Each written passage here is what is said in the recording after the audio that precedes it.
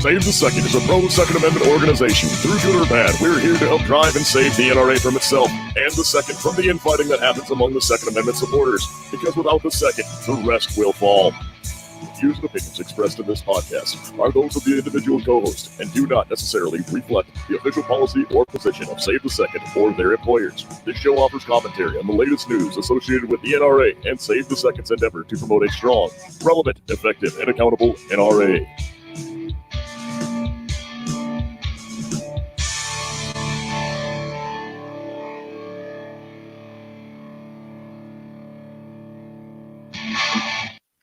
Hello and good day. Welcome to the Save the Second podcast. Today is Monday, January 27th, 2020. It's my pleasure to welcome you. My name is Ron Carter. Please forgive me on the last episode, episode 17. We had hoped to talk about the NRA Board of Director candidates on that episode. However, we did not have the time needed to devote to that massive subject.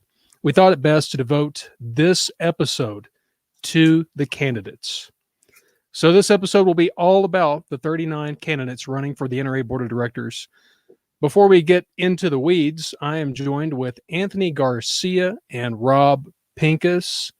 Anthony, how are you and what have you been up to? I'm pretty good. If you'll notice behind me, my wall and bookshelf are all bare. That's because I'm moving. My house is being listed this week, so anybody who's ever sold a house will tell you that it's an incredibly stressful and frustrating process. So that's how I am. Well, yeah. Dude, I can't imagine trying to pack up right now. Like, no, we got snow tonight, man. I don't even want to go outside. Yes, it is snowing right now. That's correct. Oh, buddy. Rob, I mean, you have been all over the place. SHOT Show this week. How are you, man? I'm good. SHOT Show was great. One of the busier SHOT shows in a while. Not only obviously all the business stuff that I do, all the PDN, ICE training company work, but a lot of political stuff, a lot of advocacy stuff, including a lot of the things we've been talking about, Save the Second, lots of conversations about NRA, lots of conversations with NRA board members and staffers who were there. So that was good too. And then I got asked by NSSF to help out with some things that they were doing, teaching at SHOT University and sitting on a panel about expanding the gun community, helping them out with some social media stuff. So it was a very busy show, but it was a good show. And now I'm in Minneapolis, just outside of Minneapolis, here for a couple of days at Personal Defense Network headquarters. And I feel like this is potentially, I just poured myself a cup of coffee because I feel like this one could go a while. Yeah, this one could definitely go a while. So really in this episode, we want to speak to two different people. Okay. We want to speak first of all to the voters, the NRA eligible voters who will be voting for these candidates and the future really of our NRA. But we also kind of want to speak to the candidates because there's a lot of these candidates that are specters. I mean, they're ghosts. We don't know anything about some of them. So before we really jump into that, guys, help me out. Who are the board of directors and what do they do? Anthony. They ostensibly are supposed to direct the organization and even direct Wayne LaPierre. In practice, that's not really how it works. They're supposed to oversee all the committees. They're supposed to be involved in the committees, involved in the runnings of the operation and everything there. But again, that's all in theory. In practice, it's not at all like that. That's what they're supposed to do. But yeah, I tell you what, Rob, can you elaborate on that? I mean, it seems to me that the board of directors has been something of like just a rubber stamp that stamps yes to everything that the executives do. Is that what we're seeing currently? Yeah, I honestly don't think that's what we're seeing currently. I think that's an important storyline that'll come up again tonight. I think it's what we saw for far too long. I think it's definitely something that we saw for a long time and really weren't even seeing, maybe didn't even know to be looking. But I think, what we have to understand about the board of directors, I sit on a lot of boards. I've certainly been involved with a lot of organizations that have had boards, companies that have had boards. They are absolutely 100% supposed to be the governing body of the organization or of the entity and, make sure that the employees are answering to them. And then if there's a membership organization or a shareholder publicly traded kind of thing, then make sure that they as a board are answering to those stakeholders so that they can make sure that their will is done through the executives. And I can't tell you like how many times I've been involved in companies or organizations where 100% an executive, someone who was a staffer, someone who was a paid employee, was on board with something or excited about something, and they got shut down by the board, quite often for reasons of oversight, budget concerns, overall mission or ethos, or the will or the concern about the will of members or shareholders in case of a traded company. So to look at what the NRA has been, it has literally been exactly the opposite. It's been the tail wagging the dog, and even more so the tail wagging the dog, because it's really very small number of staffers and executives, and the executive committee maybe, or the sitting president maybe of the board, who have controlled an enormous board, 76-person board. Like, it's hard to find one of those. Somebody said earlier this week to me, it was, it's much more like a legislative body than it is any kind of an executive command structure that you would have with a board of directors. So our board is incredibly dysfunctional. The size of the board is one of the things that makes it so. The longevity of some of the board members and their entrenchment with the status quo and the way they benefit from the status quo is another factor. And I think, again, this is a recurring theme that's going to come up tonight when we talk about a board member. Should a board member, especially one who's been sitting on the board for any period of time, deserve a vote from a concerned member of the NRA who wants to see a stronger NRA in the future? Should they deserve a vote from someone who is reform-minded and wants to see a structurally and systemically changed NRA? And to what extent, especially now over the last 6 to 9 months, have any of these individual board members who are up for election this time actually shown that they're listening to the members, that they're engaged with the members, maybe that their own mindsets have evolved a little bit and that they're part of a stronger future NRA? Or are they still just lingering members of the past NRA that we're trying to clean up? And, I keep coming back to these candidates and looking at these candidates, and they all look like great folks, like really solid individuals, people that I would want to go to the range with, people that I would want to hang out with. But I think we have to kind of narrow our focus a bit. We'll get into that in just a second. But for those of you that are curious about the voting eligibility, how do you know if you can vote for the NRA Board of Directors? Well, and of course, there are 76 seats on the NRA Board of Directors. Each year, the NRA holds this election. They generally, each year, elect 25 candidates from this ballot, okay, and one additional candidate at the annual meeting, the 76th director at the annual meeting. And generally, for those of you who are voting eligible, you receive your ballots in the mail. And typically, it's in the American Rifleman if you receive that magazine. If you don't receive the magazines, then they just send you the ballot in the mail. So in order to be voting eligible, you have to be in one of two groups. You have to be either a life member of the NRA, any of the levels of life membership to the NRA, or you have to be a 5-year consecutive member. Anthony, are you a life member? Yes, sir. So you're voting eligible. Life endowment. My goodness. Rob, you're life as well, right? Life member. Okay, I'm the odd one out. I am an annual member, and I had a rude wake-up call this week. I was expecting a ballot in the mail because I thought I'd reached my 5-year consecutive annual membership to the NRA, which would make me voting eligible. Well, last year about this time, I had called the member services and asked, hey, when am I going to be, reaching my 5 years of consecutive membership? And the fellow on the other end of the line said, oh, in 2020. So I'm like, yeah, okay, great. I'm going to be voting eligible this year. Well, no, unfortunately, I reached my 5 years of consecutive annual membership in December 2020. So the guy wasn't lying to me, but I'm not going to be voting eligible until December. Oh, so folks, if you don't know, if you're voting eligible or not, if you reach that 5 years of consecutive annual membership or not, you can go to our blog where I have a couple phone numbers listed and a link to the website that might help you out. But regardless, I mean, this episode is largely for those who are voting, who have received their ballots. Last week, the ballots started arriving in the mail, and many people have posted pictures. Rob, you posted a picture of your ballot, right? I did. I'm actually tonight where I'm going to talk about some evolution of thought and of opinion in terms of, I actually said in most of my posts that I was going to potentially be ticking off one or two more names besides the ones that were on that ballot shown. That will be the case. People will find that out tonight. And in some of my posts subsequently, I've added on those one or two other names, depending on what time frame I posted. I will also say real quick, I want to just kind of roll back the clock a minute to what you said, because I hadn't actually been paying attention to SHOT Show, everything else. I didn't realize you weren't voting eligible. So it's really interesting to me that you are now absolutely 100% living out the recommendation that we've given to all of these people who aren't voting eligible, or to the people who've been interested, they're like regular members, but they're not voting members in terms of our petition, is you can still play a role here, right? You can still do the research. You can still have an opinion. You can still share your thoughts with other people you know who are voting eligible members. Remember, there's like less than 200,000 votes ever get cast in these elections, and there's obviously more than 200,000 voting eligible NRA members. So if you're in a position, you're watching this like Ron, where you can't vote, but you can influence the vote of someone who can, or especially how many of those ballots just get thrown away. Go find those voting eligible members, you know, your grandparents, your parents, that old guy at the range who sits in the corner, like that guy, the trap shooter. Go find that guy who you know has a ballot sitting somewhere in his pile of mail, but maybe not sending it in.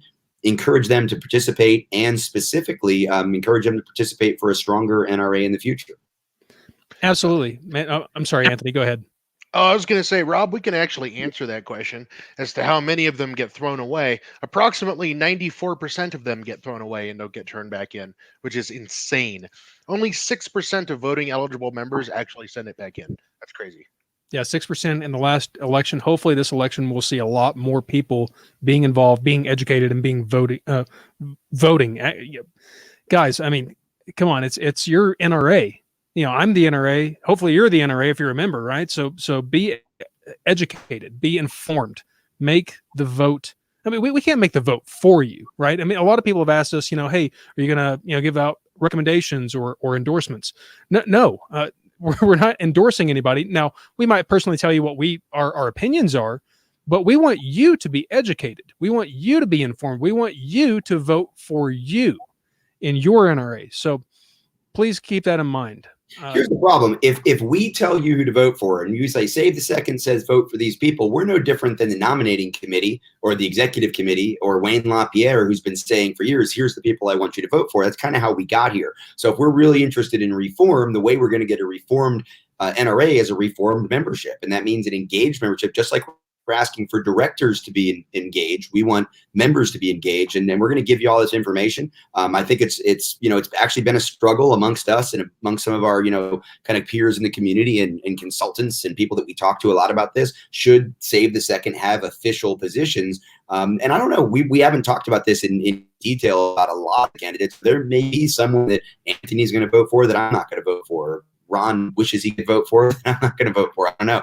As we go through the night, we'll find that out. But it's really important to understand that what I don't want. I actually said to somebody, it was Marty Hayes. Marty Hayes jumped in one of our conversations, and he said, "Hey, Rob, you're paying attention to this. Who should I vote for?" And Ron, you jumped in and said, "Hey, here's what we're doing." And I said, "Absolutely. Marty, I appreciate that you respect my opinion. Anybody respects my opinion, but I don't want anybody blindly following the lead. I really want to make sure that you understand why I think someone is a good or a bad candidate. And then if you agree with me, fine, our ballots are going to look the same. You might agree with me on some of the candidates and not agree with me on others. That's fine. And same thing with Ron or Anthony. So please do, be prepared to answer the question, why did you vote for that person, with something other than Save the Second said to, or Rob Pincus said to, or Anthony Garcia said to. I really want you to have the right answers and good answers to those questions. Absolutely, man. Now, let's narrow our focus just a little bit. Let's talk about the elephant in the room. The National Rifle Association of America is in terrible condition going into 2020. I mean, that's a fact. Yeah, I don't care. You might call me Bloomberg or whatnot, but hey, guess what? The NRA is in jeopardy of losing its nonprofit status. The New York Attorney General currently has an investigation going on into the NRA with looming indictments. Right? I mean, it's probably going to happen. People are charged criminally within our NRA. Now, we all knew that the New York Governor Cuomo and the New York Attorney General James hate the NRA. I mean, they've said it before they were in office, and even while they're in office, they understand this. We understand this. The reason that they hate the NRA is irrelevant to the problems in the NRA. Okay, the problems in the NRA have been manifest by failed leadership. The leadership operated with no reasonable, prudent oversight, and now the NRA members will unfortunately be picking up the tab for it. That's the fact. So with that understanding that the NRA is in dire straits, we really have to narrow our focus to candidates who will make the changes necessary to not only save the NRA, but to make it accountable, to make it stronger, to make it relevant, and make it effective. Now, I released our Save the Seconds guide to the NRA Board of Directors a few weeks ago, and now we have revision 2.1 up. If you're watching and you want to kind of follow along with us, maybe the screen isn't awesome, or maybe perhaps you're listening on the podcast tomorrow or whenever, and you want to follow along, you can check out this guide to the NRA Board of Director candidates on our website. It's very easily found on the Take Action tab at the very top of the page. Now, of course, we have the introduction, who we are. Hopefully you all know who we are. If you don't, go read that. Problems, we just discussed it, but guess what? There's a whole lot of problems. It's not just one problem. It's a cascading domino effect of failed leadership that has resulted in many different problems. And I'm talking about the NRA suing its former president, Oliver North. I'm talking about the ongoing lawsuit between Ackerman and McQueen and the NRA. I'm talking about the class action lawsuit against the NRA from current and former members. There's a lot of problems here. You need to bring yourself up to speed with that if you're not already up to speed. Now, the candidates, 39 candidates, and 32 of those will inevitably elected to the board of directors. 32. Now, we can only vote for 31 currently on this ballot. If you've received your ballot, it says at the top, don't vote for any more than 31. I would suggest you vote for maybe a handful. In some cases, maybe even one candidate. We'll discuss those later, those strategies. But let's first talk about Mr. Thomas Peter Arvest, who was nominated by the Nominating Committee. He's an executive committee member. He's been on the board since 1993. He's 83 years old, and we saw him at the winter board meeting. Rob, tell me, do you know much about Mr. Arvest? I really don't, and this is one of those guys. I mean, it's interesting that we're starting, and I really didn't know what order, if you were going to go in this order or you're going to go off a random ballot. It's interesting that we're starting with one of the people who, literally, my guess would be that if you ask 99%, ask everybody at SHOT Show, 99.9% of the people at SHOT Show have really no idea who this guy is. If you said he was a board of director first, they might nod and pretend. I have had something approaching zero interaction with him. I have not seen him take any strong stance one way or another. And he's a member of the executive committee. So by default, this would be the kind of guy who I'm putting into the status quo fan category, because if he's not speaking up, if he's not speaking out, if he's not reaching out, and again, this goes to the change of behavior we saw from the board in general and the organization in general towards the members that attended the winter meeting versus the fall meeting. You're part of the old guard. You're not getting my vote. Now, interesting here, we learned just this past week that Mr. Arvest was endorsed by Soldier of Fortune magazine. Colonel Brown, Lieutenant Colonel Brown, I should say, which I have a high respect for. And Anthony, I know you've met Mr. Brown in person a couple of times. What does this endorsement say about him? I mean, Anthony, do you know much about Arvest and so on? No, I don't really know anything about this guy other than what you have here. He's pretty much a ghost. I do find that endorsement interesting, though. Anybody that knows Lieutenant Colonel Brown knows his perhaps his unique personality. He basically he don't take no shit from nobody. He's very straightforward about stuff, and I do value his opinion. I also understand he may be endorsing friends of his as well. I don't know anything about this guy. I don't know if he's a reformist or not. I don't think so. I haven't heard anything from him. Therefore, I'm not going to vote for him. You know, of course, I'm ineligible to vote, but I'm with you. Now, granted, you know, that Soldier of Fortune endorsement, it piques my curiosity. I'm very curious why Lieutenant Colonel Brown decided to endorse Mr. Arvest. Still on social media, there's nothing. The links that I have in this particular guide, you know, are thanks to AmmoLand. The latest article that we have that we can find is from 2017. So, and don't get me wrong, at age 83, I don't expect him to be on Instagram, but you know, give me a break. I mean, we've got to have something to show that you're relevant, that you're, you know, contributing to the betterment and the expansion of the Second Amendment.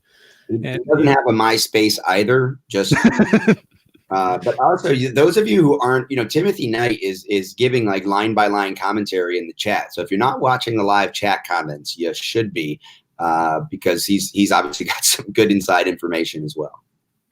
Yeah, I love Tim Knight. Tim Knight's a friend of mine. I'm honored to call him a friend. He says, "Yeah, no, that guy's a clown." So, hey, you know, he's being real, he's being open, he's being honest, and I hope you guys will certainly look into Mr. Arvest a little bit more and decide for yourself. Let's look at Mr. Paul Babes.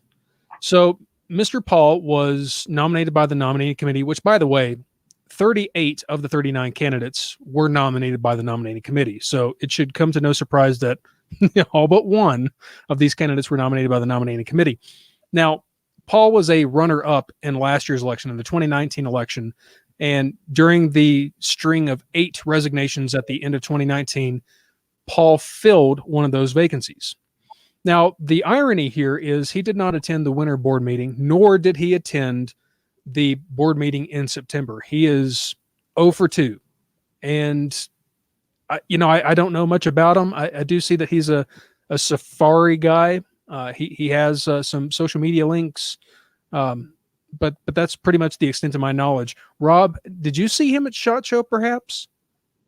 Didn't bump into a SHOT Show. Again, you know, represents to me very much an old guard status quo. You know, I think at this point, like if you see someone who's been around for a while, who hasn't been active, and they have things like, you know, big game hunter, or you know, if they're also affiliated with the Whittington Center, like there's some little, like, I guess dog whistles, if you will, that make me think, nah, probably not voting for this guy either. Anthony, what do you think? Now, by the way, Tim, I think Timothy Knight is now saying no, he was joking about himself, not anyone else. I don't know. I mean, okay, I'm sorry. But still, his commentary is worth reading, regardless of who he's talking about. He was a board member until recently, and he was also very much an outspoken board member and pushing for change, and in fact decided that he could no longer serve the board. So that's, like I said, interesting commentary there, but I don't think he was specifically talking about anybody there. I got you. I'm sorry for misinterpreting you, Mr. Knight. And as he says there, I was talking about myself. And by the way, Tim, I don't think you're a clown. You are a funny guy, but not a clown. Anthony, tell me more about Paul Babes. All right. So I looked around at this guy. He's got a Facebook, and you can go on here and look a little bit. It's a lot of like Rob said, it's a lot of old guard stuff, a lot of like super Trump Republican stuff.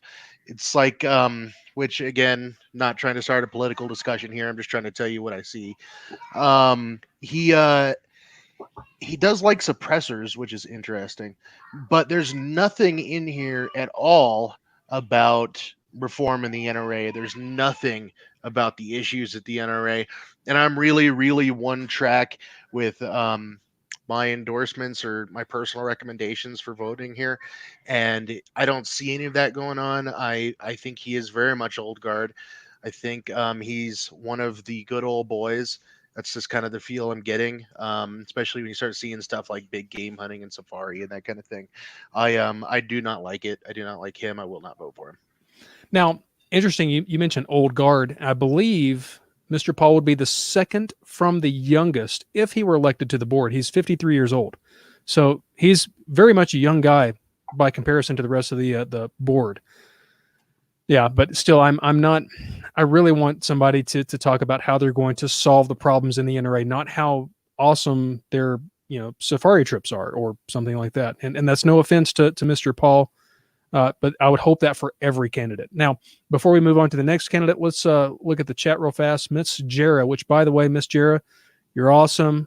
Don't get into any bathtubs on a podcast. Oh, I had to go there. Sorry. No, that was funny. And I love you to death, but she asks, can you quickly go over the requirements to run for the NRA board? Now, those requirements did change this past year. And I believe Mr. Knight in the comments did answer that. He says, oh my goodness, we're getting a lot of comments here. 5 years life membership or more. Yeah, it's life and up, and you have to have been one for 5 years or more. Yeah. Now, there is a waiver that can be distributed, I suppose, or granted rather, from the executive committee, I believe that is. Rob, do you remember how that specification went? I assume it was the nominating committee that would grant that waiver, but there is a waiver. This was a new rule. Up until this past year, the rule was that you only had to be a life member, currently a life member. And I know that because I became a life member specifically for when I ran as a write-in in 2014. So that was the reason I went from being an off and on annual member to a life member to qualify. And now you need to have been a life member for 5 years, which, should I change my mind about running? I've been a life member for 6 or 7 years now. So I have that in my pocket. I would definitely love to see you try to run again, Rob. I really would. Now, Tim did add some commentary to Mr. Paul. I want to hit that before we move on. He says Paul brings the hunting community, or rather he brings a lot from the hunting community, if that's what's important to you. I get it. I'm a hunter. I love hunting. But still, being a good guy on the board of directors is not enough. Okay, it's not enough to save the NRA. It's not enough to fix the problems. It's not enough to expand the Second Amendment. We need folks that would actively do that instead of merely, bringing their hunting expertise and making solid recommendations in that hunting community. Moving on, Clell EEB Alder, of course, nominated by the Nominating Committee. He serves on the Executive Committee. 80 years old. He is an Iowa House Republican. And of course, the image that we have from him on our guide is from that 2016 picture. We actually got to sit in with him on the Disabled Shooting Sports Committee. I don't dislike the guy. I really don't. But on the other hand, he's a part of the executive committee. And has he done anything to solve the problems in the NRA? Good question. We do know that, and of course, if you look at this profile that we have in our guide, in 2012, he blocked Iowa's constitutional carry. And that was a matter of contention within the gun owners there in Iowa. I found out a little bit more information on that whole struggle. It's not as demonizing as it appears. Of course, for me, like anybody that goes against constitutional carry is a bootlicker or someone who doesn't have the Second Amendment at heart.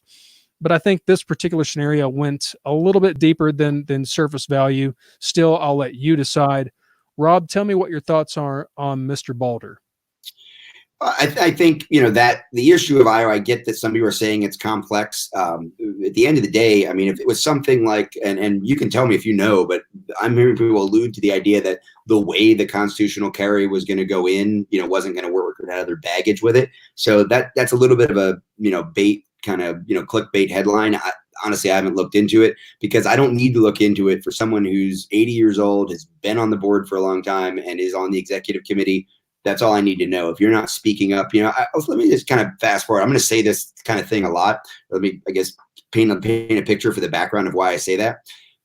Right now, there's really two kinds of people left on the board. There are people, as far as I'm concerned, who are just fine with the status quo, or maybe even like the status quo because they benefit from it or they see a benefit for them or the organization. I would vehemently disagree with them that the status quo, and even certainly last year's status quo until all the revelations, that's a benefit to the organization.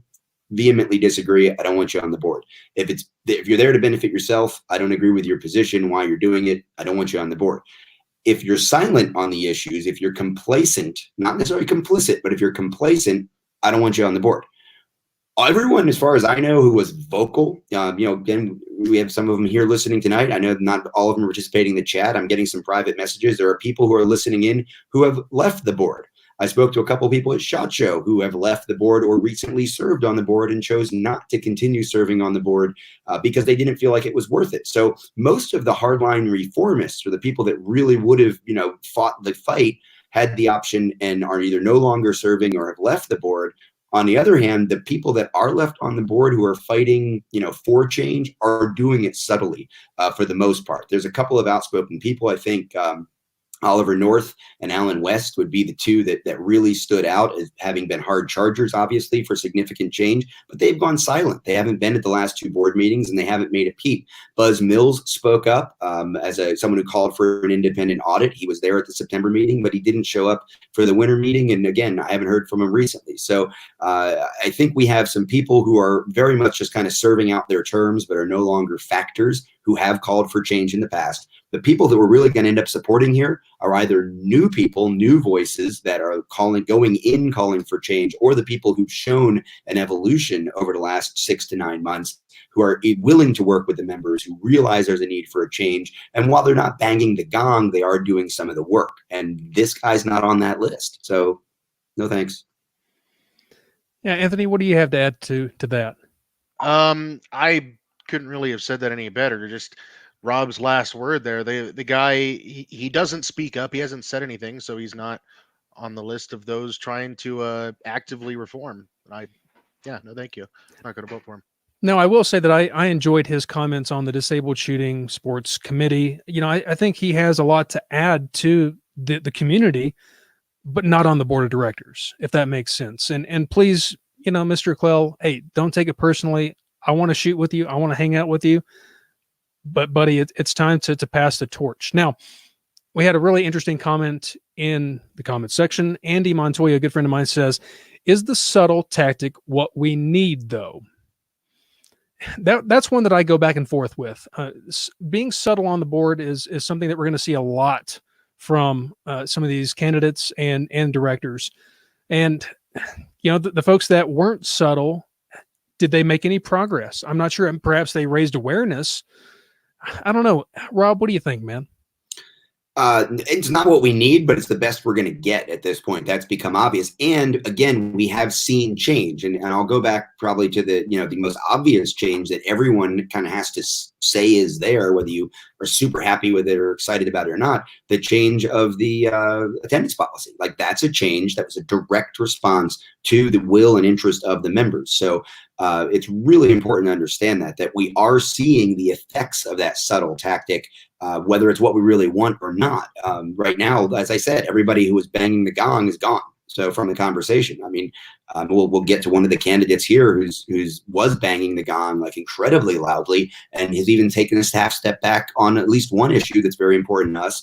And what are we going to do? So we can quit, we can fold our arms and say, let the NRA burn, but that's not the position that we've taken. It's not the position, obviously, that STS has taken. So the subtle tactic may not be the preferred tactic, but if that's the best we've got, then that's the best we have to support.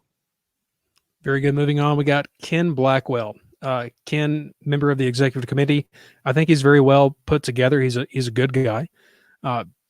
You look at his social media right now, and it has nothing to do with gun rights. It has nothing to do with the NRA. It has everything to do with President Trump.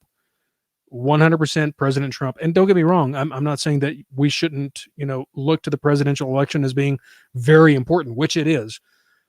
But if we're focused on the NRA, if we're a member of the executive committee, if we spent how many years on the board of directors, maybe we ought to have more focus there. Anthony, what do you think about Mr. Ken Blackwell? I think you're right. Like, this guy's got a lot of stuff going on. If you go look at his Facebook page, anybody that's got the guide there, it's got a link to it. He is involved in a whole smorgasbord of stuff. He's all over the place. Dude writes books, gives speeches, does all sorts of stuff, which, I mean, hey, good for him. I mean, if it's good work, it's good work. That's cool. But very, very little of this is about firearms rights. I mean, I guess you could say stumping for conservative politicians could be about firearms rights, but none of it is very specifically about that, which if you're going to be on the NRA board of directors, I think you should at least have some stuff having to do with that. You should at least be kind of focused in the gun rights arena, considering that the NRA is the world's largest pro-gun organization.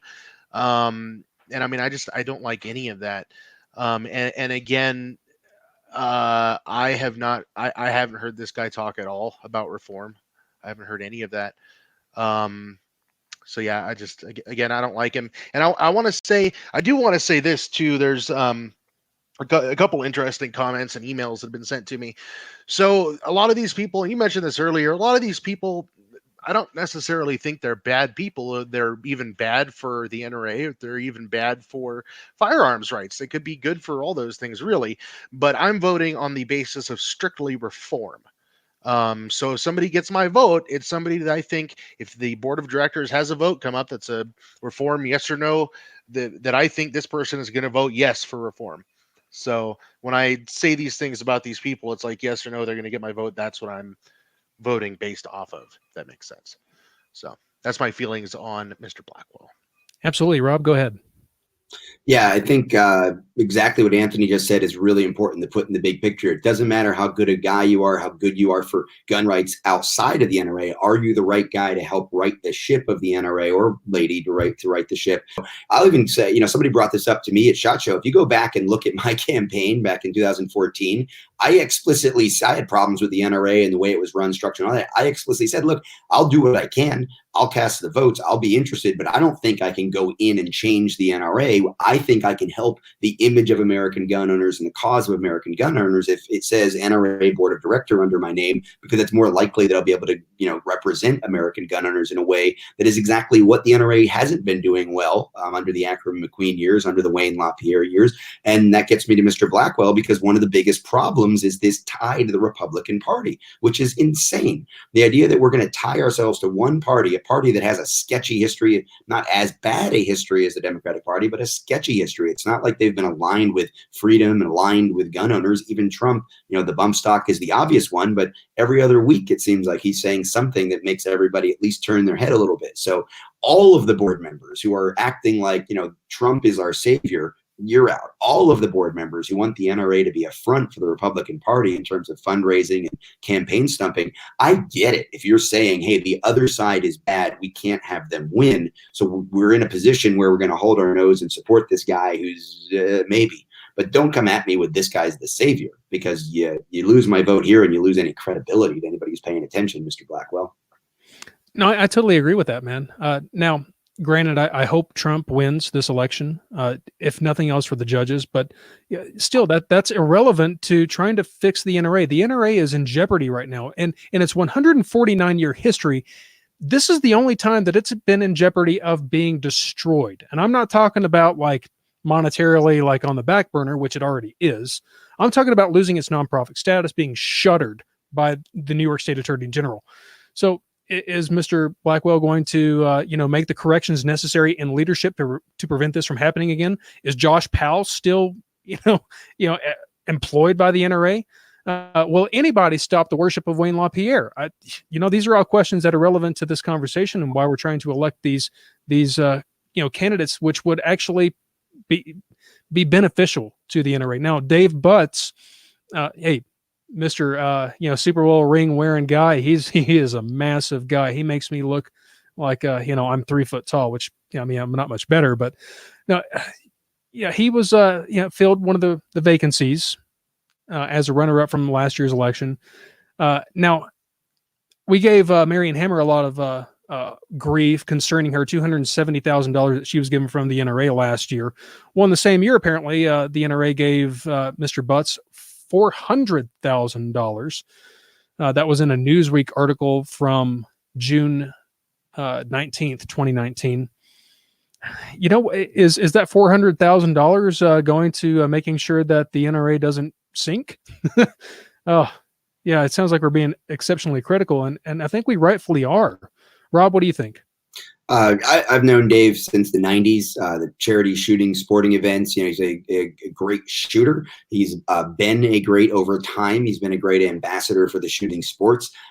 As I understood that $400,000, that was over a period of 2 or 3 years. The problem was I don't see Dave Butz out there. I did 20 years ago. I saw him. He was out there at the Hollywood celebrity shoot, the charity events, some of which I ran. He was out there doing the thing. I don't see him out there. And when I Googled, when I went to Facebook, when I went to go see what did he do during those years, I think I saw like one public event that he was present at, and I don't even think he was leading it. So this idea that he was getting paid as an ambassador for the NRA or an ambassador for the shooting sports really makes me raise an eyebrow.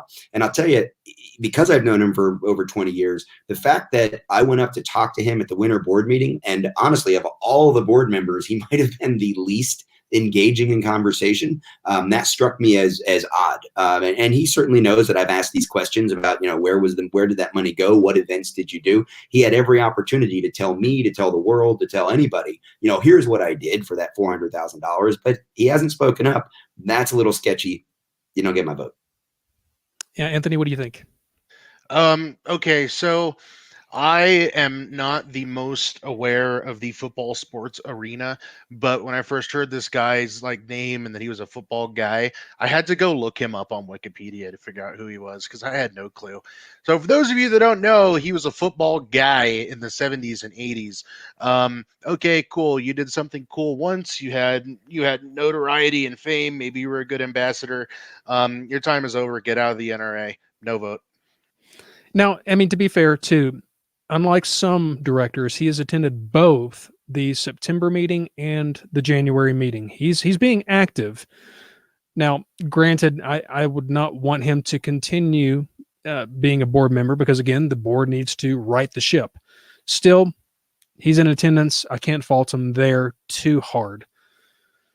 $400,000, though, does make me raise an eyebrow. J. William Carter, nominated by the Nominating Committee, obviously is a prior NRA board member. He is the son of Harlan Carter, who led the NRA's Cincinnati Revolt. If you don't know that history, you got to go check that out. Harlan Carter transformed the NRA into what it is today.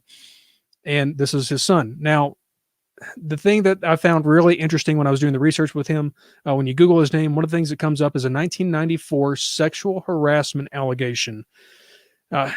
You know, I'm just going to quote it. You can go read the article yourself. The article from the New York Times says, quote, the Justice Department finding that Mr. Carter had engaged in, quote, highly unprofessional conduct with Miss Kramer and other female employees, end quote, urged the agency to punish him or remove him from the managerial ranks. Now, that raises an eyebrow to me. Now, of course, that's subject to a lot of debate. It was a very long time ago. He did receive Soldier of Fortune endorsement. So Colonel Brown endorsed him. That's huge. I don't know what to make of the guy. I don't know anything else. He doesn't have social media. Go figure. He did not attend the winter board meeting. I don't know much about him. The most relevant article that we have regarding his 2A anything is from a 2014 MON article. Rob, do you know anything about him? I know a lot about him. Thank you for your service, Mr. Carter, and for your family service. No vote. Anthony? I think, you know, just the fact that he's been there forever, he's sort of a grandfathered in. He was getting on no matter what because of his dad. And, you know, what have you done for me lately? No, thanks. Anthony? I agree there. He also did not he's also not spoken up at all, said nothing about the leadership issues. And I'm not going to quote the article because it's somewhat graphic, but you should really go read that sexual harassment of Ginger Kramer article. There's a couple of paragraphs in there that if it happened, again, it's just allegations, he wasn't found guilty, that is super creepy status, and this is not a person I want to be associated with in any way. the problems is, let's say that this guy does show up at the annual meeting in April and he's like the leader of he's going to take things over. He's going to be the next president. He's going to get rid of Wayne. Like now we've got this guy who, he may be in a position to help us in the short term, but meanwhile, the national media is going to be like, are you still sticking your tongue down girls' throats that don't want it or what, bro? We don't need that. Okay, I wasn't going to quote that part, but it does literally says that in the article. Yeah. Yeah. Along with some more. That's a very valid concern. Absolutely. Moving on. Ted W. Carter. Mr. Carter, he's a Navy guy, right? So, I got to give him some props here. Thank you for your service to the nation through the Navy, Mr. Carter. He's incumbent. He attended the winter board meeting. We actually saw him kind of stand up and hold some people accountable during the meeting. Granted, it wasn't massive, but it was something. It was inspiring. He's doing a lot down in Florida. He's one of the other directors outside of Marion Hammer that does things in Florida. And apparently his Florida Shooting Sports Association does pretty good things. Now, he doesn't have any current endorsements from anyone that I was able to find. Maybe there will be more later. I haven't seen him say a thing about reform. Rob, have you seen anything about reform from him? I haven't. And there was that moment where he stood up and said, hey, what about this? This was something that was supposed to have been taken care of. And, even in that environment, just doing that, that is like dissent. And by the way, doing it in front of the members, not doing it in closed session. I thought there was something there. Right. And again, I am familiar with the organization and the work they do in Florida. And I gotta say, Mr. Carter, if there's a small number of people that I'm still on the fence that it may come down to one more phone call or one more conversation with somebody asking another, person who served with them. I do go back to the idea though, 20 years on the board, 20 years on the board without speaking up, without seeming to be in favor of reform, without even raising your hand and saying, yeah, I've been involved in this. I really need to get on. Let's talk about, Ted Nugent. Ted Nugent gets a lot of flack from a lot of different directions, but he has stepped up to at least say he's not on the ballot this year, but he stepped up and said, I was negligent in my duties. I thought the bankers and the lawyers were handling that. I was doing this other thing. I realize now I need to be more involved. And he has been more involved in the last 6 months. So when somebody's been on the board for 20 years and they haven't said or done those things, I have to assume that they're at least, complacent with the status quo. But on the other hand, that glimmer of hope of standing up, if you felt like you had to vote for one more person and you weren't sure who it was, and if I end up in that space, it might be Carter. So I'm still on the fence with him. I'm warming up to him just based upon his performance in Tyson's Corner, Virginia at the winter board meeting, but I'm still not seeing anything that would lead me to believe that he will be, the guy that brings the change that we need to the table. Anthony, are you seeing anything like that? What else I'll point out here is that he is the president of the Florida Sports Shooting Association, which is very much in bed with Marion Hammer. Therefore, as disgusting as it sounds, both Ted Carter and Marion Hammer are in bed with each other and probably Marion's cats. So I want nothing to do with this guy. He is in way too deep with the old guard of that association. That is a big pass for me. Yeah, that's a good point. Of course, for those of you in Florida, you're seeing a lot of legislation being fought and brought to the table down there. And this is one of your guys that's supposed to be leading the way. Of course, Marion Hammer is supposed to be, but we've seen how that's turned out. Oh, my goodness. I wish she were up for re-election this year. She won re-election last year. Patricia A. Clark. Very interesting person that we know almost nothing about. Social media unknown, no applicable links. There's a couple of links to her doing some shooting. The picture, for example, is from a 2010 pronematch.com article. She took a lot of flack in 2013 from some of the anti-gun groups because she was very close to Sandy Hook. But apparently she's also, or was, I'm not sure if she still currently is, but she was the chair of the Nominating Committee, which Nominating Committee, putting myself back on the ballot, check. We don't need the petition of the members. I don't know. Rob, what do you think about Miss Clark?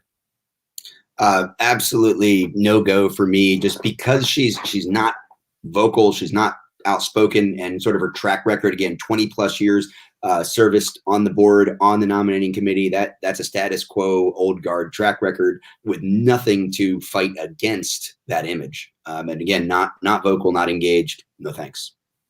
Anthony? All I really need to know is that she is the chair of the nominating committee and she was nominated by the nominating committee. Yeah, no, thank you. Now, here's an interesting one. Mr. Calandra. I said Mr. Calandra because guess what? He keeps telling me to not call him Mr. Oh, I just dropped his paper. Mr. Calandra is an interesting fella. Of course, he's the host of Gun for Hire Radio, New Jersey indoor shooting range, probably the largest one in all of New Jersey.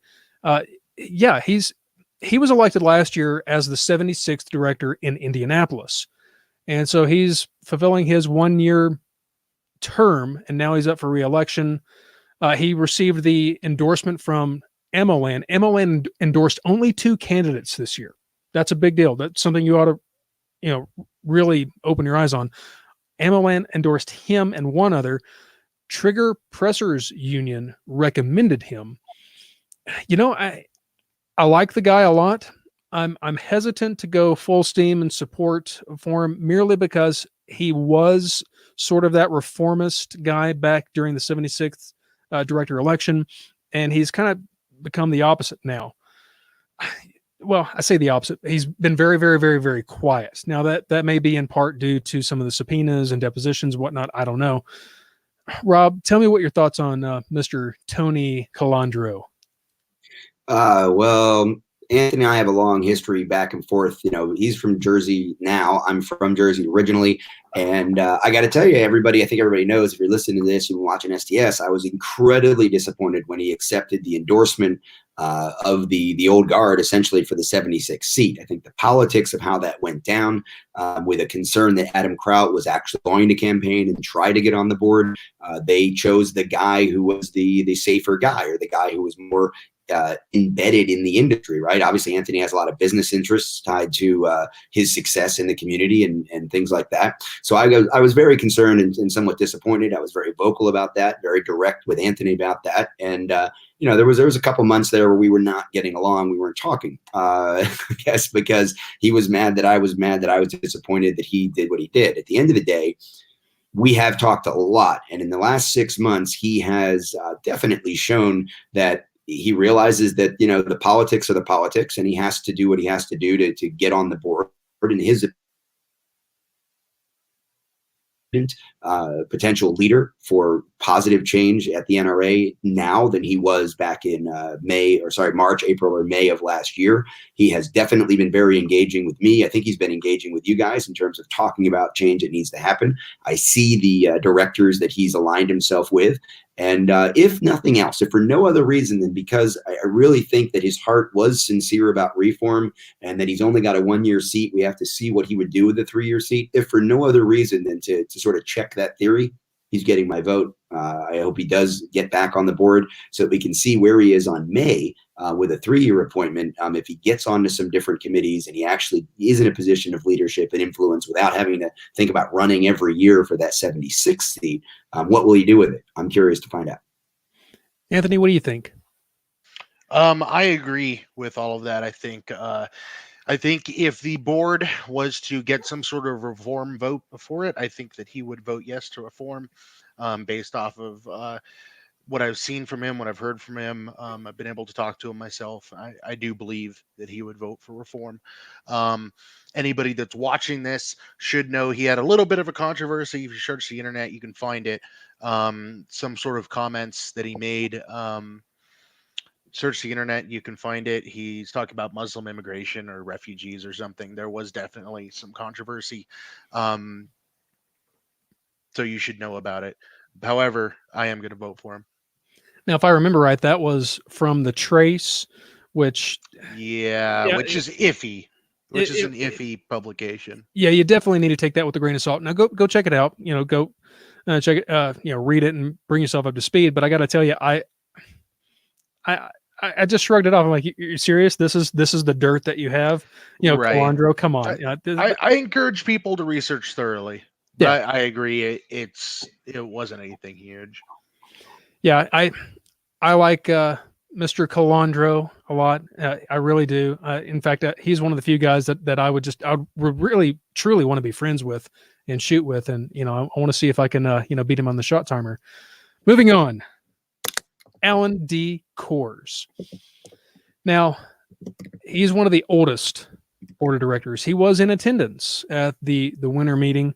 There's been a lot of rumors that his health is very, very poor. He is a past president of the NRA. Okay. And he was one of the past presidents who signed the May 22nd letter that should be infamous to those of you who have followed the drama as it unfolded. Age, poor health, very little to show. The last article that we have from him, doing anything in the community is 2015. Oh, Rob, what do you think? Thanks for your service. No vote for all the obvious reasons we've covered. What do you think, Anthony? Yeah, he signed that letter. That's a big no vote for me. Yeah. I have nothing more to add to that. Charles L. Cotton, who is the first vice president of the NRA. Obviously, he's an incumbent. He attended the winter board meeting. Imagine that. Guys, he has been responsible, or at least he was one of those responsible for the de facto purge of directors from their committee assignments. He was chair of the audit committee. He could definitely have nipped the vast majority of the jeopardy that the NRA is in the bud. He could have done some due diligence, and I don't think he did at all, and he's trying to cover his tracks. Personally, that's my personal opinion. I think he's a despicable person, and apparently Robert Brown agrees with me on that as well when he said, quote, "I am not in capital letters, not voting for Charles Cotton." Please share. Rob, what do you think? Yeah, in his presence, again, I think, you've said it 100 times. A lot of these guys are nice guys. Mr. Cotton, nice guy, not at all interested in seeing him continue on the board of directors, especially because of all the positions of power and influence that he has held, that he currently holds, and yet is not vocally talking about change and progress. In fact, he is one of the guys who sort of makes it look like, hey, yeah, things are pretty good in the conversations and in his statements. I think even less so recently than Wayne LaPierre himself, who's admitted there were some problems, and the NRA tried to take advantage of the window of opportunity to reform itself before this New York State Attorney General's office comes in and actually, indicts anybody. Cotton has really been, sort of aloof, I think, in a lot of these areas, and disappointing. Anthony, what do you think? I agree. He has actively supported the status quo, not even just passively. He has actively supported it. So that's an obvious no. Yeah. And, I would go a step further, honestly. This is the first vice president of the NRA. If there is anyone that I would love to see not be elected, to be at the very bottom of the list, it is him. All right. Of course, I'm not voting. Take it with a grain of salt. Do your own research. But absolutely, I would love to see him lose. John L. Cushman. So Mr. Cushman spent about 2 hours, maybe more, chatting with me at the winter board meeting. He's an interesting guy. He ran by petition of the members. He received the amount of signatures needed to be on the ballot by petition of the members. But then he was also nominated by the nominating committee. He's a former board member. He's currently not on the board. He's trying to get back on the board. Soldier of Fortune endorsed him. John Brown, or rather, Robert Brown endorsed him. It's surprising to me that this candidate would be endorsed by him. I'm not sure why. That intrigues me. I'm really curious of that. I think Cushman has a lot to bring to the table as far as like how grassroots would be done, but he's looking at it really from a 90s style. He's on social media, but it's not much. I don't know. Yeah, Rob, what do you think? Of all the people that I don't want to see on the board, but I would like to sit down and have a drink with, John is it. John and I, we get along. Gun Rights Policy Conference, the NRA show, the board meetings. We definitely have jokes. Even when I was actively campaigning against him, when I was actively campaigning for Adam Kraut, or when I was running against him, when I was running as on a write-in basis, when I was going to be up against him back then. I've always gotten along with him, always found him to be a gentleman and fun to talk to. But the fact that he stood up on the podium during the members meeting as a former board member, clearly wanting to be on the board again, and saying that he thought that the members there were things we didn't need to know, there were things that needed to stay behind closed doors, there was no appropriate time for transparency. All the things that he said on that day, forget about the old guard, forget about the status quo, forget about being like the hand-picked guy for Wayne and everybody else at the 76 seat so many times. The fact that he stood up at the podium in the members meeting last year and said there were things the members didn't need to know and they just needed to trust the leadership, that's what makes John Cushman inappropriate for the board of directors, especially at this time. I completely forgot about that. My goodness. Thank you for reminding me on that. Standing on the podium with him. I haven't forgotten that. Yeah. I remember that now, but it completely slipped my mind. Anthony, what do you think? I agree with that. I'd also like to point out the guy's a board member with the NYSRPA, which means he's probably good friends with Tom King, and we all know about Tom King. Sorry, I'm just making assumptions there, but I noticed that. Yeah, I'm looking through his his AmmoLand articles and stuff here. The guy looks like he is a 2A rights activist. It looks like he's done some good stuff. I think he's probably good for the movement, but I don't think he's right for the NRA. Like you just said, Rob, I don't think he's right at all for it. And that would be a no vote for me as well. And, to sum up what Rob said, there's a lot of people that would agree that, the NRA should not have transparency fully. It should be kind of, closed. And, go listen to his speech, Mr. Cushman's speech at the Indianapolis annual meeting, the members meeting. But man, I come back to Martin Luther King Jr. The time is always right to do the right thing. The time is always right to do the right thing. Now, I'll also say, Mr. Cushman, thank you very much for your service, because you are a former Marine, and by God, I love crayon-eating Marines. I wasn't one. I was an Army guy. Okay, there's some animosity there, but I'm with you, Rob. Cushman's a great guy. I don't want to see him on the board, honestly. Todd Ellis. This guy came out of nowhere. I had never heard of him personally until the election started rolling around. And then I see, of course, he's Facebook friends with a few mutual friends of mine. But still, there's very little that I know about him. He was in attendance at the winter board meeting. He's not currently on a board. He's a new face. He was nominated by the nominating committee. I don't know much about him. Trigger Pressers Union recommended him, but that's the only endorsement or recommendation that I've seen. Anthony, do you know anything about Mr. Ellis? I don't know very much at all, other than what's been published about him and what's on his website. I mean, if the stuff that's on his website is true, then it looks like he, again, is a Pro 2A guy. But again, on his website, he does not list anything about necessary reforms in the NRA. He does not list anything about leadership.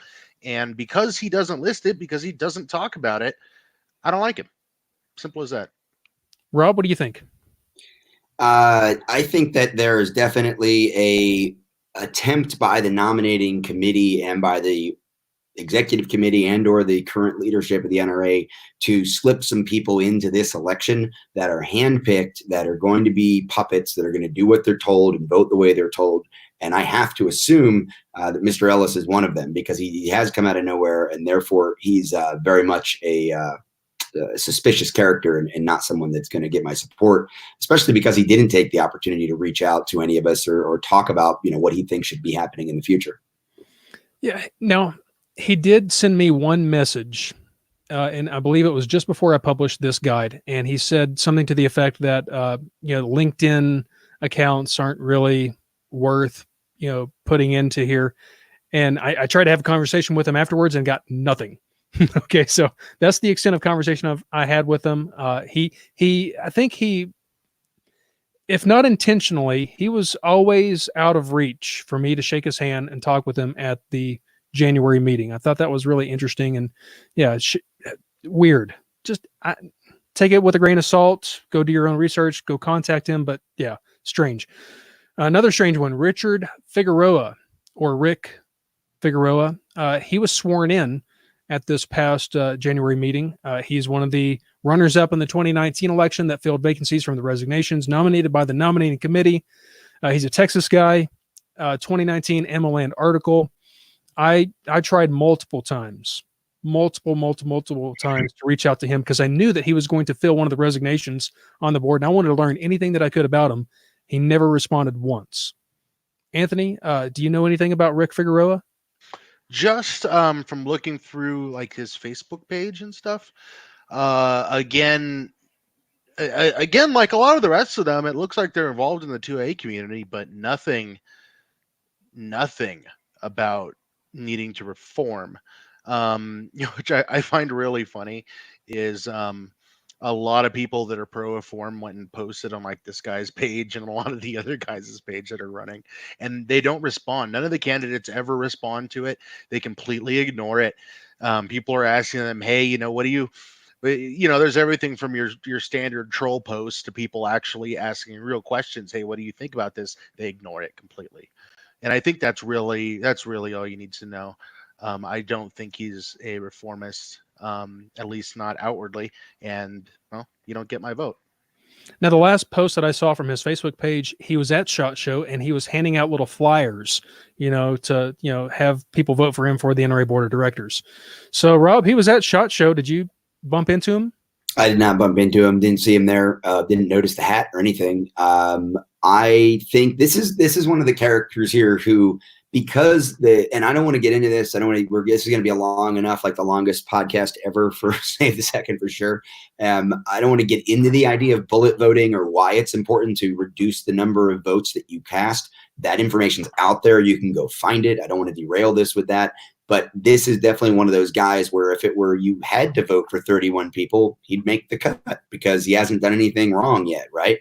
But he doesn't make the cut when the vote and minimizing the number of people you vote for is important. He doesn't make the cut. 100% agree. That's definitely a strategy that folks need to imagine, bullet voting. Jeffrey Hague, great photo of him with his rifle. I mean, what a beautiful, oh my gosh, and the puppy. I love me some puppies. He did not attend the winter board meeting. He's never served on the NRA board before. He was nominated by the nominating committee. He's got a decent, website and information on that. But one of the things I saw on the website is that first of all, he reposted the May 22nd letter from the, past presidents and so on. And he also said the NRA is the only organization protecting our right to keep and bear arms, and he believes he can contribute to that effort. I don't think they're the only ones out there. I mean, maybe I'm just blind. FBC, GOA, Second Amendment Foundation, 2OA. Okay. What is this guy bringing? Is he going to stop, the New York Attorney General's assault into the NRA because of its corruption and malfeasance? Anthony, what do you think? On his website, the jeffhague.com, says, why vote for Jeff? He used the phrase here, Jeff believes in a strong and effective NRA. Isn't that like one of the phrases that I hear you say occasionally? All the freaking time. Yeah, I thought that was actually kind of interesting.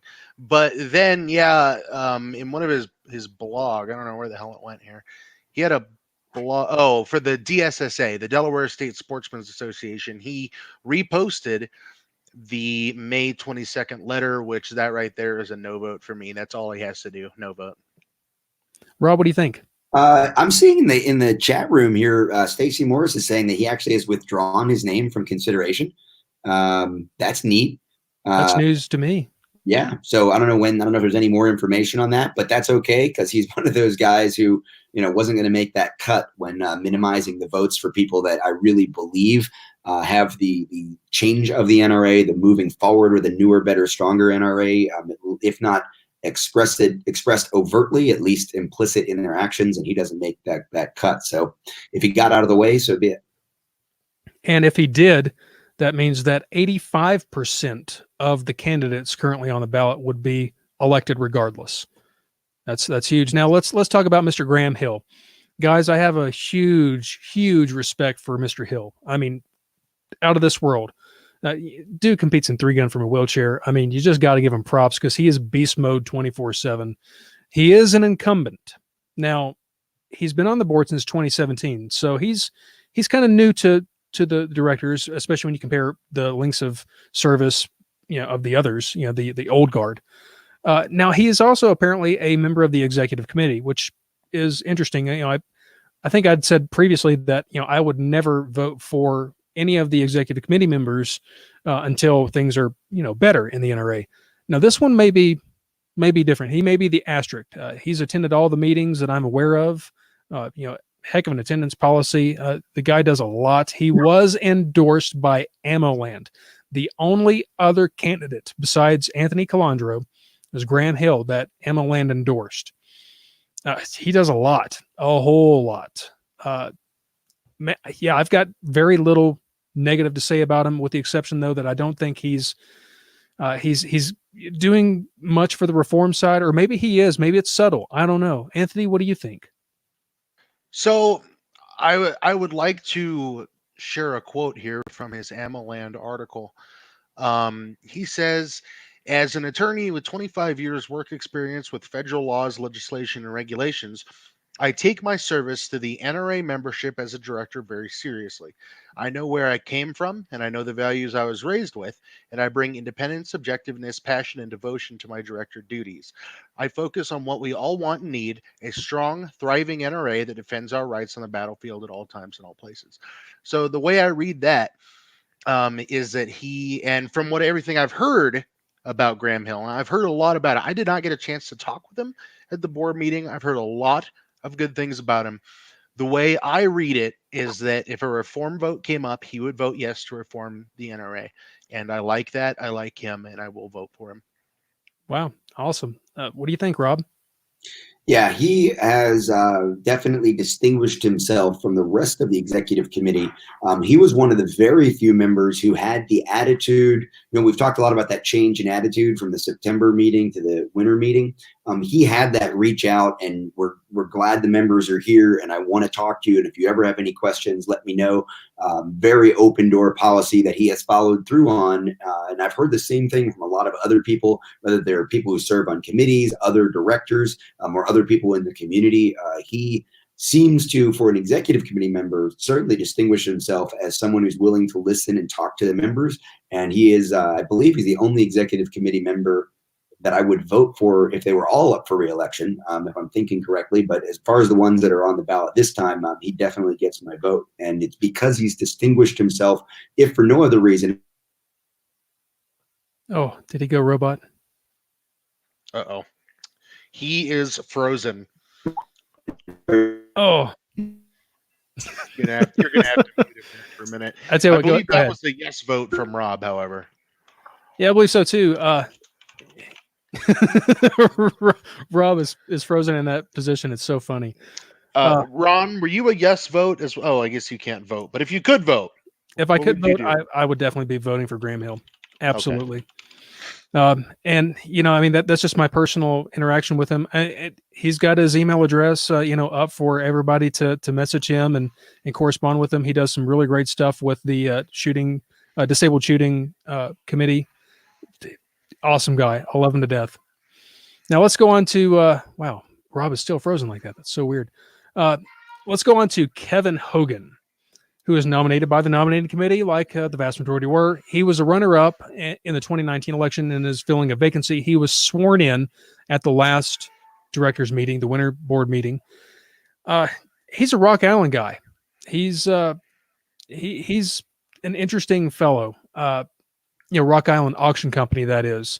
We've all seen Ian from Forgotten Weapons, and well, this is a guy that gives Ian a lot of these firearms, from my understanding. I could be wrong, but interesting guy. He had a very nice thick beard at the directors meeting, but I didn't get a chance to talk to him. There's no contact information, very little social media, only one AmmoLand article from 2019. Rob, I tell you what, since you're back with us now, you went full robot on us, obviously. The last that we heard is you saying that Graham Hill had distinguished himself.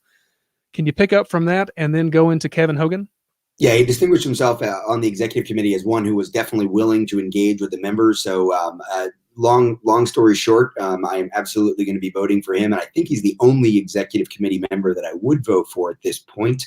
But certainly on this ballot, he's the only executive committee member that has my support, if I'm remembering correctly. And it's because he's been so communicative with us and with other people, members, committee members, and other directors about, the path forward. And he's just a smart guy, intelligent guy. And also, as the committee chair for the Disabled Shooters Committee, he was the only committee chair who actively engaged members who were attending his meeting to participate, which again is a huge gesture. Again, everybody changed from September to winter. He changed also to be that much more welcoming, but he had a head start on the rest of them, so he gets the vote.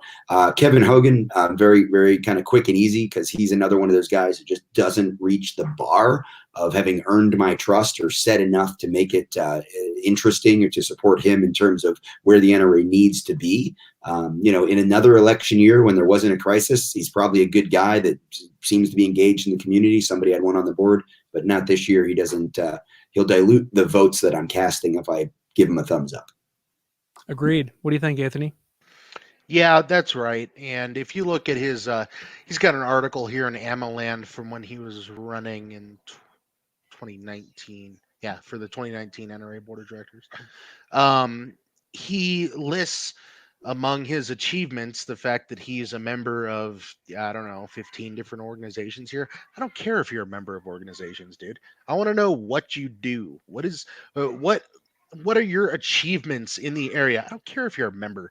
He says here, I donated $3 million to the NRA ILA. Okay, cool. But that's not an accomplishment that earns you a board of directors seat. I don't care. So that's a big no vote for me. Yeah, that's problematic. Seeing people try to potentially buy their way in. Now, I'm not saying that that's the case, and good on him for donating to ILA. ILA needs the money, boy, more than ever. But still, what aspirations do you have as a candidate? What are you hoping to drive the NRA to do more of, or better, or what? Cool guys, come on, man. Cool guys are great, but Niger Innes, I think he's a cool guy. I really do. Now, kind of interesting to me that he was at the winter board meeting, but he was just at the board meeting for like a few seconds. Like he popped in real fast and then he was gone. I got a chance to shake his hand, but I don't know much about him. He's never been on the NRA board before. There's no real contact information. He does have some social media, but yeah, there's not much that I know about him. Rob, do you know anything about him? I know that obviously his family has a great history of service. His family was also very close to Wayne LaPierre. He seems to be very enamored with Wayne LaPierre. That's a concern right there. That's a flag. On the other hand, he's a really great guy, very engaging. I have talked to him. He just ran at a big grassroots event against the red flag laws in Nevada just right before SHOT Show. So I know he's engaged. I know he's an activist, maybe all the way up to advocate. But what I'm concerned about is the close ties to specifically Wayne LaPierre. And, that's enough to cause me pause and hesitation because I don't think there's any way that he would stand up and vote, no, Wayne LaPierre, you need to go. I don't think there's any way he would put pressure on Wayne to step down. And I do think that's important. That's time. I've said over and over again over the last year, this isn't just about Wayne, but until Wayne gets out of the way, true reform is going to be impossible. And that's a no vote, Mr. Innes. Totally agree. Call me up tomorrow and tell me I'm wrong. You got my number. But if that's not if that's my concern, it's a big enough concern. That's a huge concern. Absolutely. The cult of personality cannot be allowed to drive the NRA into the ground. Anthony, what do you think, man? Yeah, no talk from him about any sort of reform, and that right there is enough to send him off my radar. Again, as Rob has pointed out, this is a reform year, and we do not want to dilute our votes. I also want to point out, just because I like pointing out odd things, if you go to his Facebook page, this guy has gotten a lot of hate. Holy smokes. If you look at his Facebook page, there are so many people hating on this guy. I think it's because he's a Republican, and just there's a lot of people that aren't Republicans that are just posting comment after comment about this. Sorry, I just like pointing out weird things. But yeah, I'm not going to vote for him. Yeah, that's interesting. I completely missed that one. All right, moving on. Curtis Jenkins. So Curtis is a member of the executive committee. That ought to tell you something right there. He attended the winter board meeting. He was there. That's nice. He has 2 email addresses that we could find. No social media. 2017 Texas Firearms Coalition endorsement, and 2020 this year, Soldier of Fortune endorsed him as well. Robert Brown, my goodness, why he has endorsed some very interesting folks. I'm not sure why. Yeah, I don't know much about Mr. Jenkins. I remember seeing him, but I didn't get a chance to shake his hand or anything like that. I don't think I've seen anything in the way of reform or, well, really anything for his aspirations on the NRA. Rob, do you know anything about Mr. Jenkins? You know, he's another one of those guys who really is sort of a ghost on the radar, certainly a ghost on the radar of reform and making things stronger for a better future at the NRA. And again, it's nothing I can point out and say, here's why I'm not voting for him, except I wouldn't vote for him, and I wouldn't want him to dilute the other votes that I would cast. So again, in another year, maybe, but not this year. Anthony? Agreed. Same thing. He's obviously done some good stuff for the 2A movement, and that's probably a lot of where Colonel Brown's endorsements are coming from. People that have done good things in the 2A community. I think he's done good work, but again, as Rob said, it's not right for this election. So he would get a no from me. Philip B. Journey, interesting guy. Apparently, I have this wrong. I believe he has been an NRA director before, but in the late 80s or early 90s. I can't confirm for sure. He's 71 years old. He did not attend the winter board meeting. I haven't had a chance to speak of him. He's a ghost on the internet. I mean, if you search his name, the only picture that I could find comes from ballotpedia.org. He's been a judge and a senator, apparently, but yet there's hardly anything about him. Certainly nothing in regards to the NRA recently. And it was only a friend that sent me some things saying that he had been somehow affiliated with Jeff Knox back in the day, or I'm sorry, Neil Knox. I'm not. Yeah, I don't know where this guy came from, why he was nominated. Apparently, he was at the members meeting, and also, along with Cushman, had voiced opposition for having anything in the open as far as at the members meeting. I don't remember him being on stage. Rob, do you remember him being on stage? I don't. Again, this is one of those guys that I'm worried that, especially because of the question about the past connection, that there was phone call like, hey, we need to put some people, we need to stack the nominating ballot. We need, nominating committee is asking you to step up and be here for us. But because he's not active in the community, what's other than his connection to the nominating committee, what else has he done to get nominated onto this ballot? So he's another one that seems to me like it might just be a space filler to protect the status quo. Until proven otherwise, I have to go with that as not only a meh, but actually like, no, let's keep these guys that we really don't know where they stand. Let's make sure that they don't get on the board for sure. Absolutely. Anthony? Yeah, it kind of seems like he's a friend of somebody, frankly, because there's nothing about this guy. He has no name in the 2A community, nothing. I don't know. It's a favor to somebody, in my personal opinion. That's a no. Herb Lanford Jr. So he's been on the NRA Board of Directors since 1986. Anthony, I think he's been there longer than you've been alive. I was born in 1986. Thank you very much. Oh, okay. So same time. Sorry, pardon me. So, yeah, he's been on there a very long time.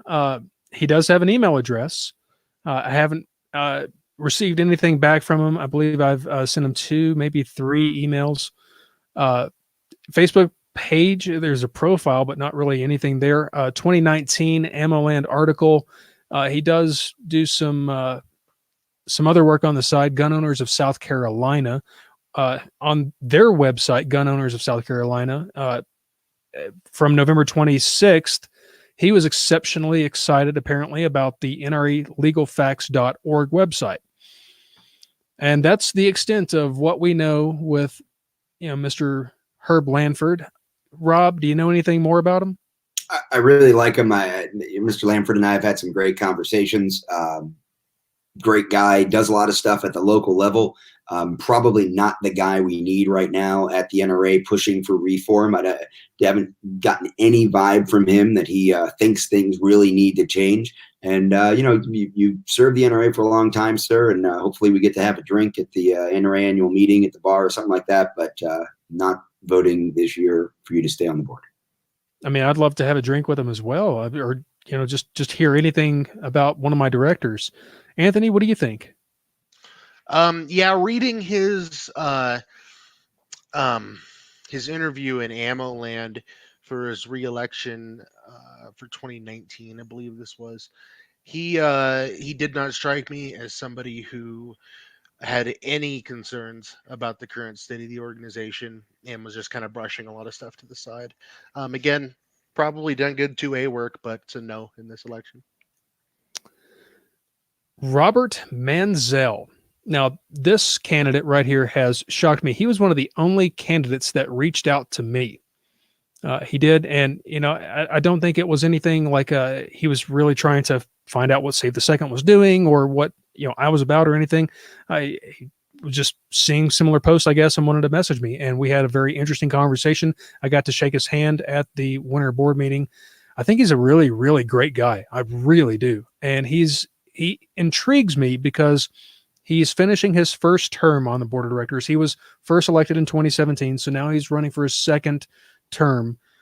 He gets around in Arizona, man, and he's owned his own FFL with some SOT, some special occupancy taxes, occupation taxes. Well, if I could talk, he's a gun guy, but not only a gun guy, he's an NFA guy. So I like that. I think he's one of the only board of directors that deals with NFA stuff, or at least making them. Rob, what do you think about Mr. Manziel? Yeah, he's one of these guys that if you'd have asked me a year ago, I have no idea, right? Kind of a ghost as far as what he's done for the NRA or on the NRA board.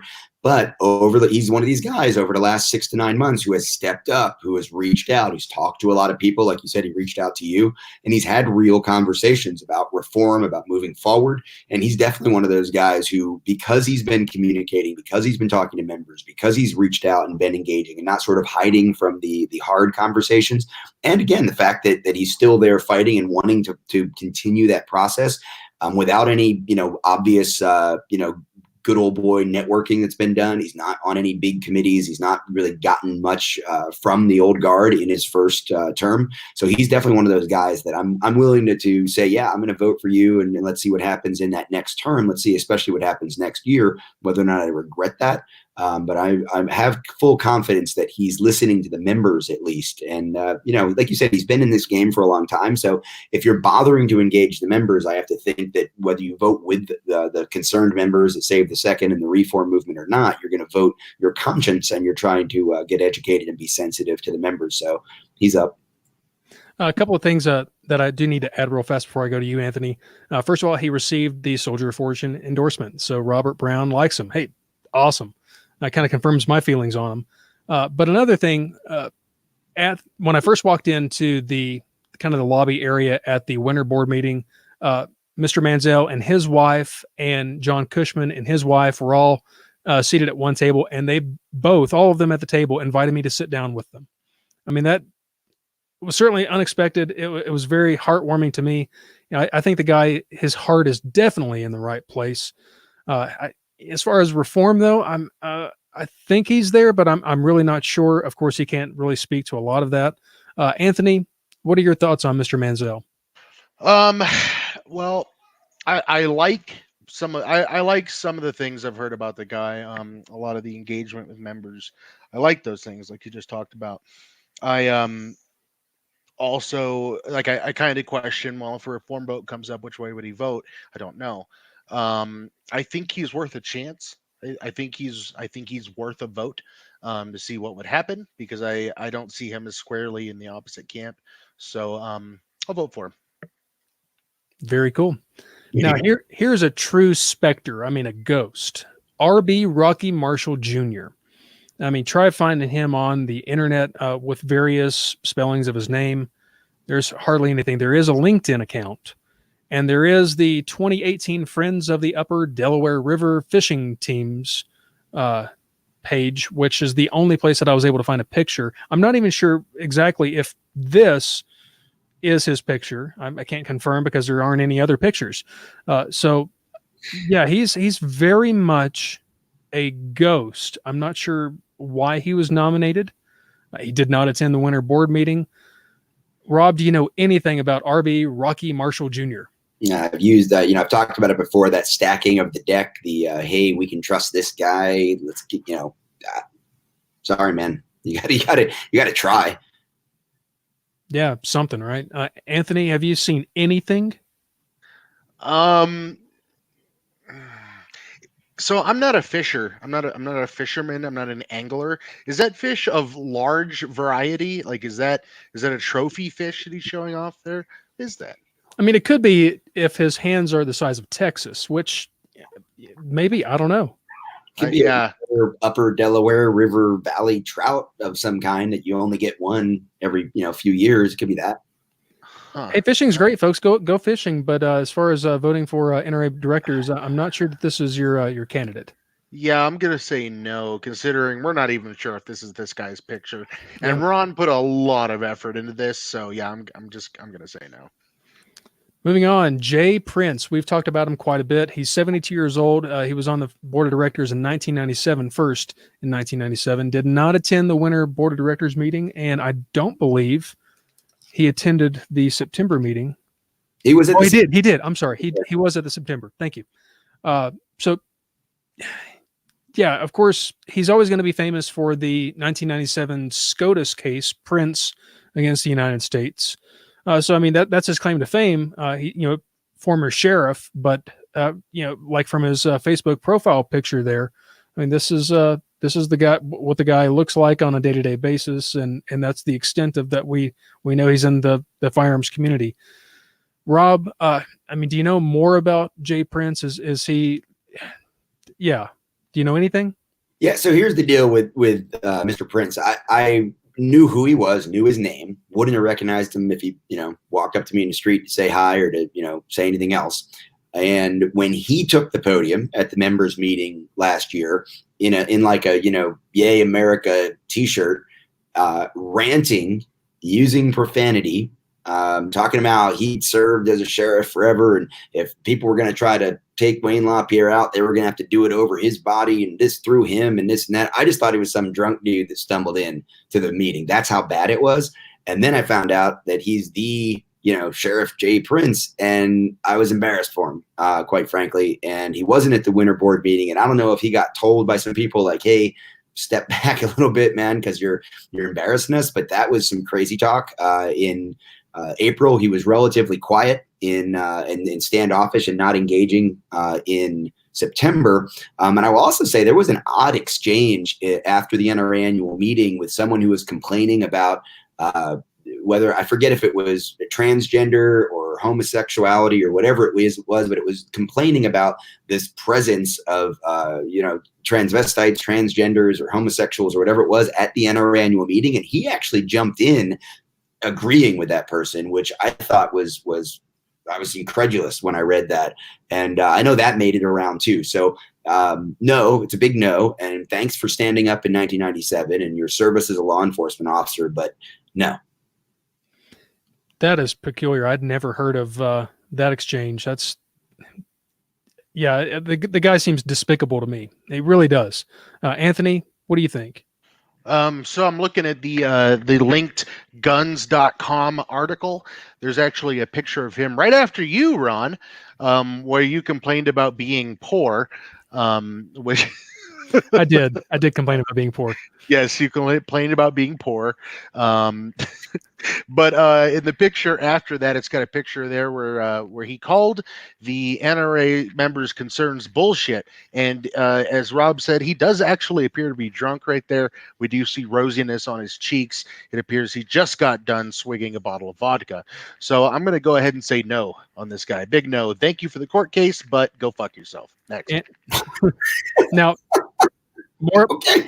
There you go. Profanity for profanity. There you go. Fire with fire, I guess. Now, something else that's very disheartening to note here as well is he's on the executive committee. Yeah. Moving on, Todd Rathner. Now, Todd is an interesting cat to me. Very interesting. First and foremost, he's a lobbyist. And so if you're unfamiliar with the lobbyist, guys, well, I mean, hey, they're very good speakers. They're very courteous. They're very friendly. Todd is all of the above. Now, I will say that Todd and my conversations with him, I've probably spoken with him a total of maybe 3 hours, since the September meeting, all in person. I got to tell you, he comes across to me as a friend who is truly trying to listen and trying to find the solutions. Now, I haven't seen much of that. Now, I do know that he worked on the attendance policy, which, I mean, that's kind of huge because it passed. So he was listening to the members, at least with our petition drive for director attendance. I'm warming up to him, but I'm not so sure that he is willing to stand up and hold the leadership accountable. His first year on the board was 1999. He's been on there a long time, 20 years now. And he's a younger man too. He's got a great Facebook page. I mean, really, he's devoted a lot of time into his online presence.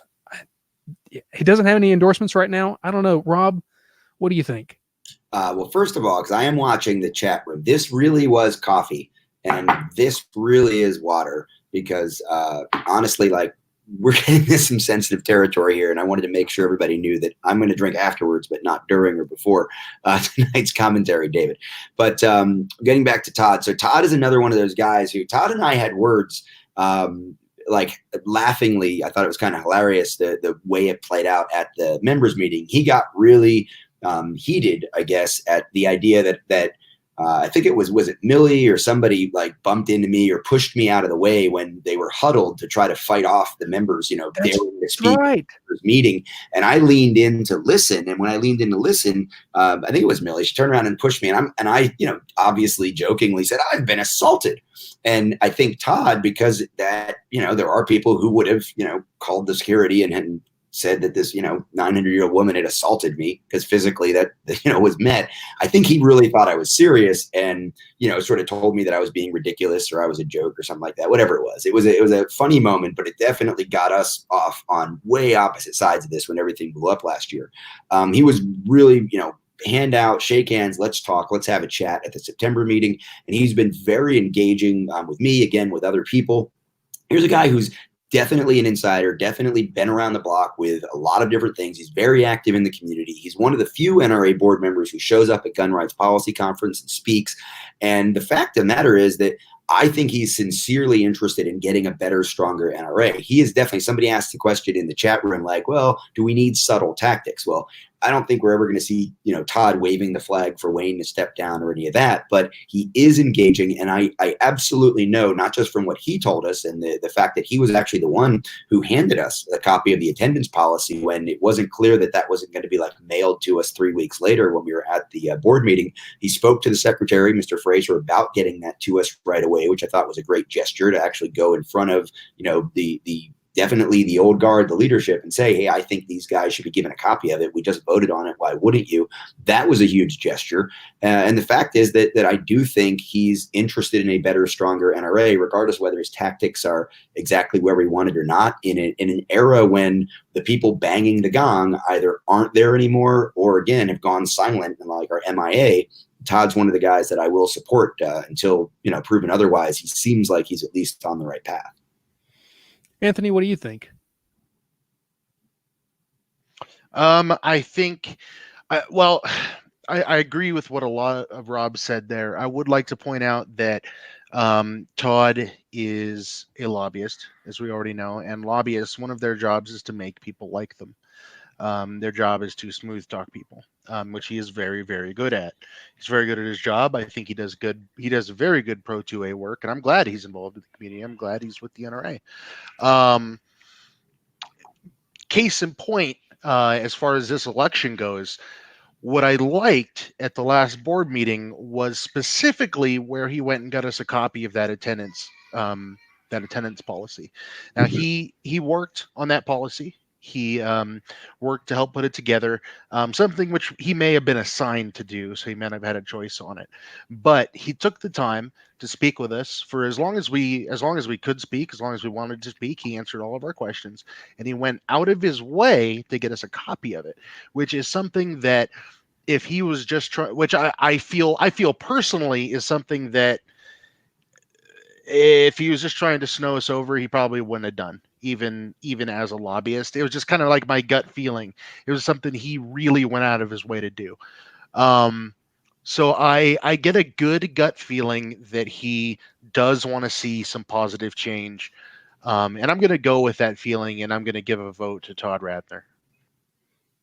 That's impressive. Now, of course, the voting is very personal. Now, if I'm looking to bullet vote to strategize, well, I mean, this may be a candidate that I'm like, oh, yeah, I could definitely give him a vote, but then I'm, somebody else like Graham Hill might need that a lot more. Consider that.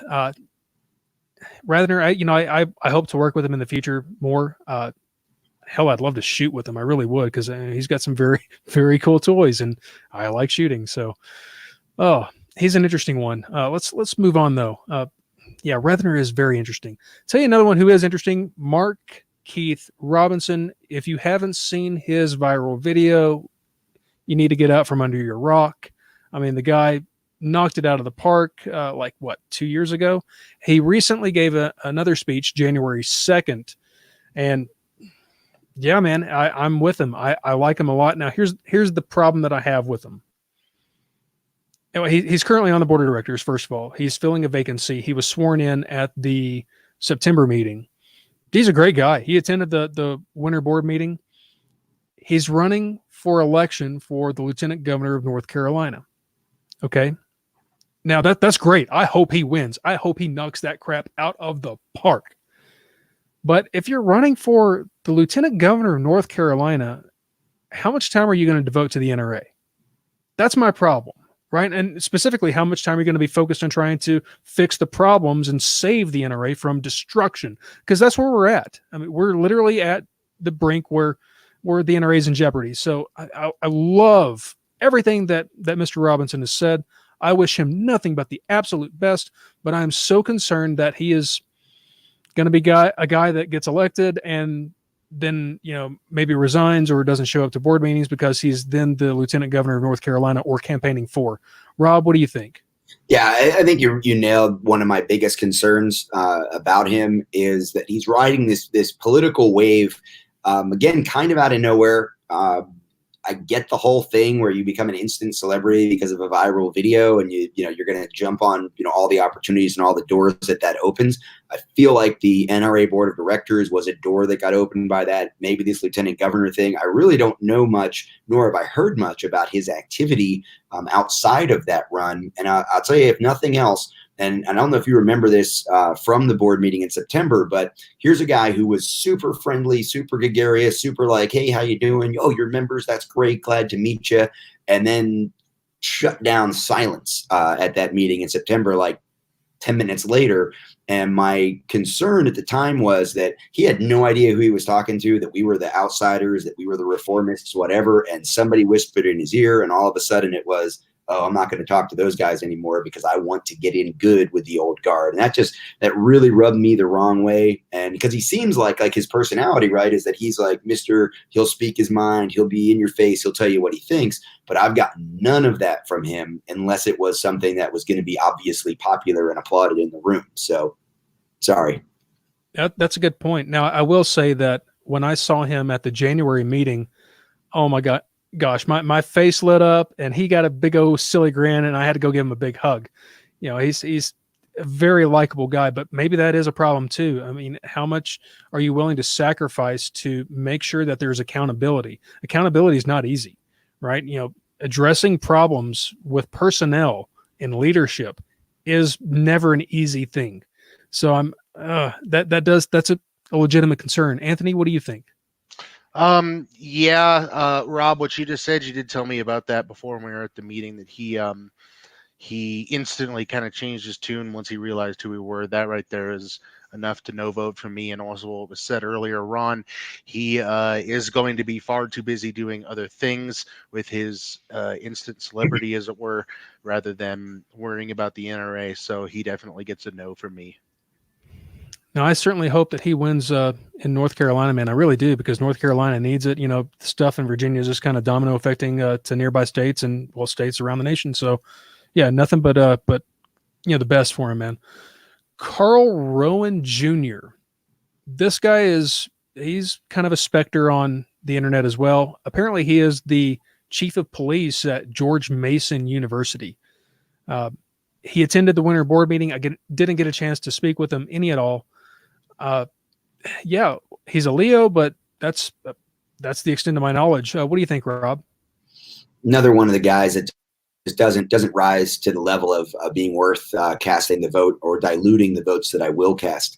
And along those lines, we have one chat comment. I've been watching that, and there's some really good back and forth. Someone's saying, you know, the gun club he wants to join requires an NRA membership. I will tell you that, for example, my home range in St. Augustine, Ancient City Shooting Range, has that on their website. I think it may be changed by now, but as recently as a couple months ago, they had that on their website. That's not their policy anymore. Many gun clubs across the country have changed that policy. You got to remember, most of those policies were written when the NRA was sort of the only name in town. There was no reason not to join them. Most of them, if you're part of Second Amendment Foundation, part of Firearms Policy Coalition, part of your state organization, they will waive the NRA requirement. That's just there to say that they want to make sure that you are supporting the movement, you know, so to speak, outside of the club. So I would challenge that at that club. I think the most important vote, most powerful vote somebody has, if they're not already a life member like I am, is to vote with your wallet and not pay the annual dues. Write in why you're not paying annual dues and push for reform.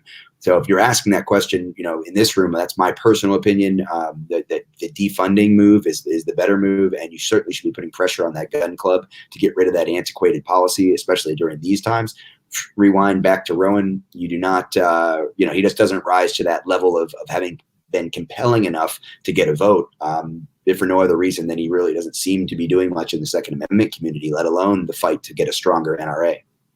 Absolutely, totally agree. Anthony, what do you think about Mr. Rowan Jr.? Yeah, looking over his information here, his bios, it seems like he's done a lot of stuff in the Leo community. Maybe a good guy, I don't know.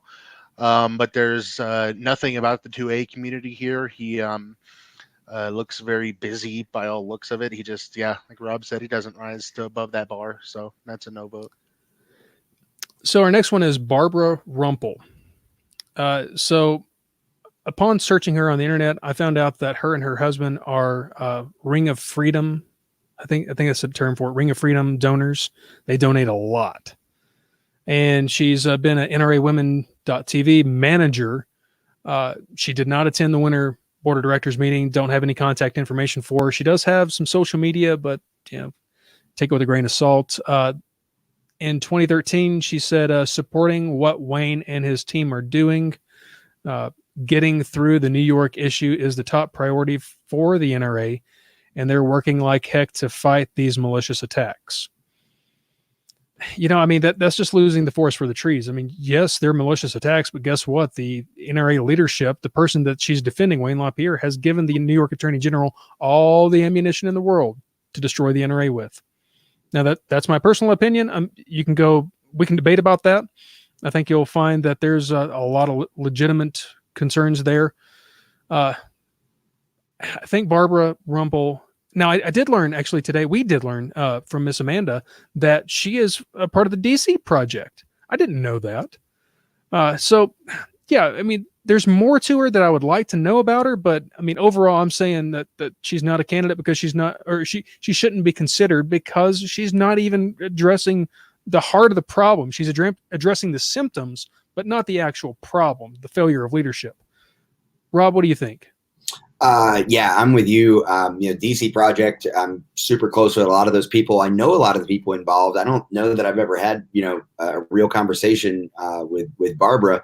I do know that her being part of the NRA Women and her, obviously being a high-level donor, and then her specifically speaking to the attacks against Wayne. Like, these are all that's a big talking point, right? That poor Wayne's getting attacked. Well, again, as you said, under his leadership, there were problems that he himself has admitted that he's had to go back and address, and that the NRA is having to go back and address. So I just see this as one of those hand-picked, safe status quo nominating committee. We're going to keep her on the board because there's no way she's going against dear leader Wayne. So she gets a no.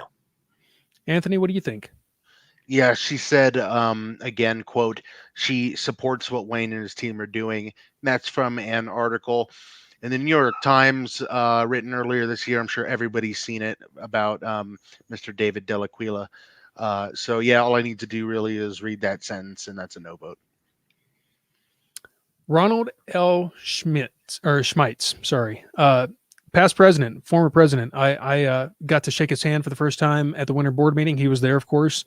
I said, "Hey, you've got a great name. It's mine as well. Ron's a great name." And so we were courteous and smiled and shook each other's hands. But this guy, outside of a few C-SPAN clips, he's a ghost, very much a ghost.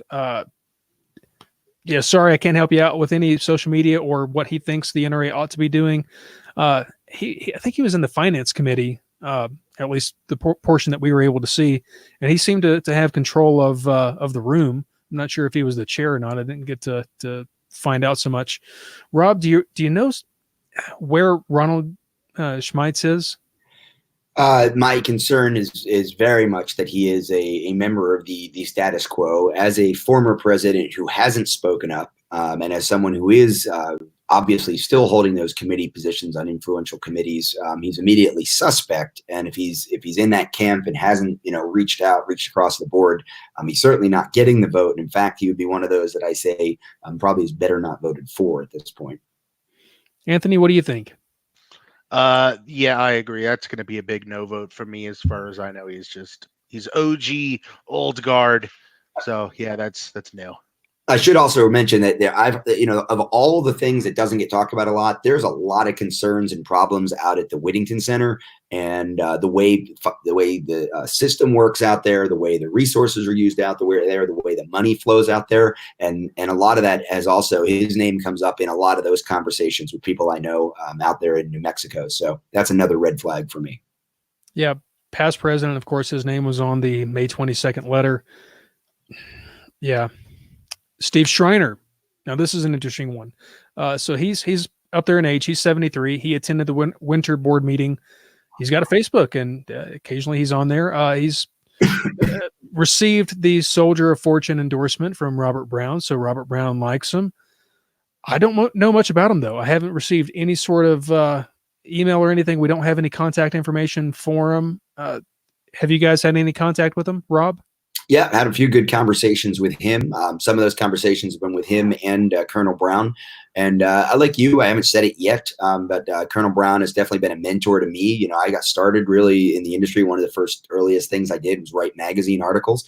I've been in Soldier of Fortune magazine. I've gone out hunting with Colonel Brown, and Steve Schreiner is very close with the Colonel and holds a lot of conversations with him, has been party to a lot of the conversations that have informed me some important things about the board, and has never said anything that makes me think that he isn't interested in some change and some significant change. Even though he's not one of the vocal guys, he's definitely one of the people that when I look at the board and I look at the ballot and I think about, well, is this guy a hard charger for reform? No. I'll make the point again. All the hard chargers are gone or they've been silenced.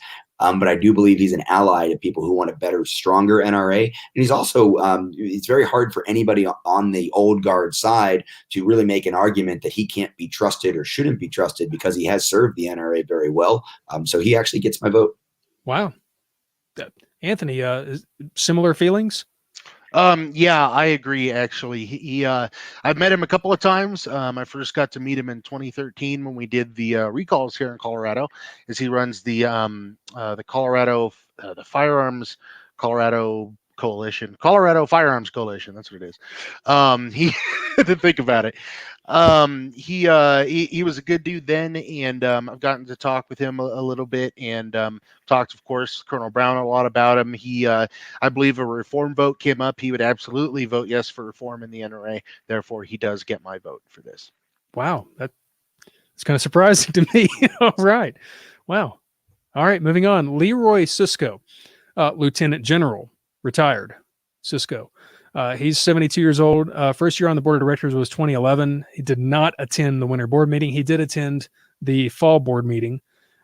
He does a lot for veterans. Apparently, he like builds houses and whatnot for them. But I think his trust is misplaced.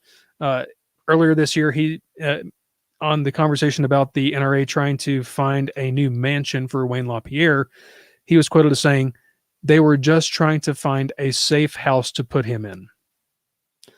So, yeah, I think his trust is completely misplaced. I think he's an excellent guy, and Lieutenant General, by God, amen. All right, thank you for your service, Mr. Cisco. But yeah, Rob, what do you think? Nope. He's been around for a while, and he's touting the party lines and defending, an indefensible situation in terms of that whole house hunting thing. There's never been part of that made sense. And in fact, the original storyline that came out was refuted because it was like, oh no, that was just Ackerman McQueen after the lawsuit came out. And then it was clear that the money came from someplace other than Ackerman McQueen, definitely with the knowledge of the leadership of the NRA. And for him to try to defend that, nope. Anthony? I agree with all of that. The comments he made defending those decisions is just that's inexcusable. I do need to point out this guy's haircut. Everybody needs to go look at this guy's goddamn haircut, dude. Oh, come on. No. Keep the haircut alone. He should have stuck with the high and tight. This is just whoa. Okay, that's it. Yeah. His service days, the high and tight was awesome. And seriously, guys, Lieutenant General, as far as I know, he's definitely on the board of directors as the highest ranking former military person that there's been, in the NRA outside of the Civil War era. Moving on, Craig Schwartz. This guy, nothing. He's never attended, or he's never been a board of director. First and foremost, he did not attend the winter board meeting. No contact information. No social media. He's an apparition on the internet. There are a couple of instances where a Craig Schwartz had been paid by the Iowa State Rifle and Pistol Association in 2007, and an Iowa City Council meeting that same year. A similar Craig Schwartz did something in a 2013 Montana firearms match. There are hints of who this person may be, but nothing conclusive. I reached out to some friends of mine in Iowa, and I think you'll enjoy the response. Let's see. The response was, "He's a FUD. He's a schmuck," and that was all that I got. So that's the extent of my knowledge on this particular candidate. Rob, do you know anything about him? He might be the poster. I mean, if we could get a picture of him, we put him on the poster, but the idea of him is the exact poster of the stack the deck, nominating committee, old guard. Let's get somebody on the board that nobody could say anything bad about, I guess, but also there's no reason for this guy to be running, let alone serving on the board. And it's like, how does the nominating committee even justify this? How does the nominating committee, okay, Wayne, you've taken digital media and public relations in under your wing. How can you guys not even you got Billy now? How can you guys not at least come up with something to sell this guy to the membership? Hey, it's an innocuous enough name. Surely someone will vote for him. Let's put him on there. Stop. Yeah. Why is it that we are the leading source for information on the board of director candidates? There's no profile posts on the NRA website. There's nothing. I mean, and despite my best efforts, this is what I come up with for the candidate to the largest gun rights organization on the surface of the earth.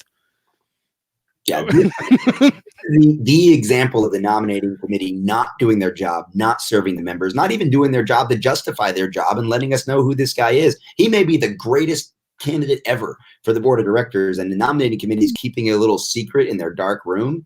Stop it. 100%. Anthony, do you know anything about Craig Schwartz? I know that he's a FUD and he's a schmuck. Now that's hearsay because I'm not even sure that this man actually exists.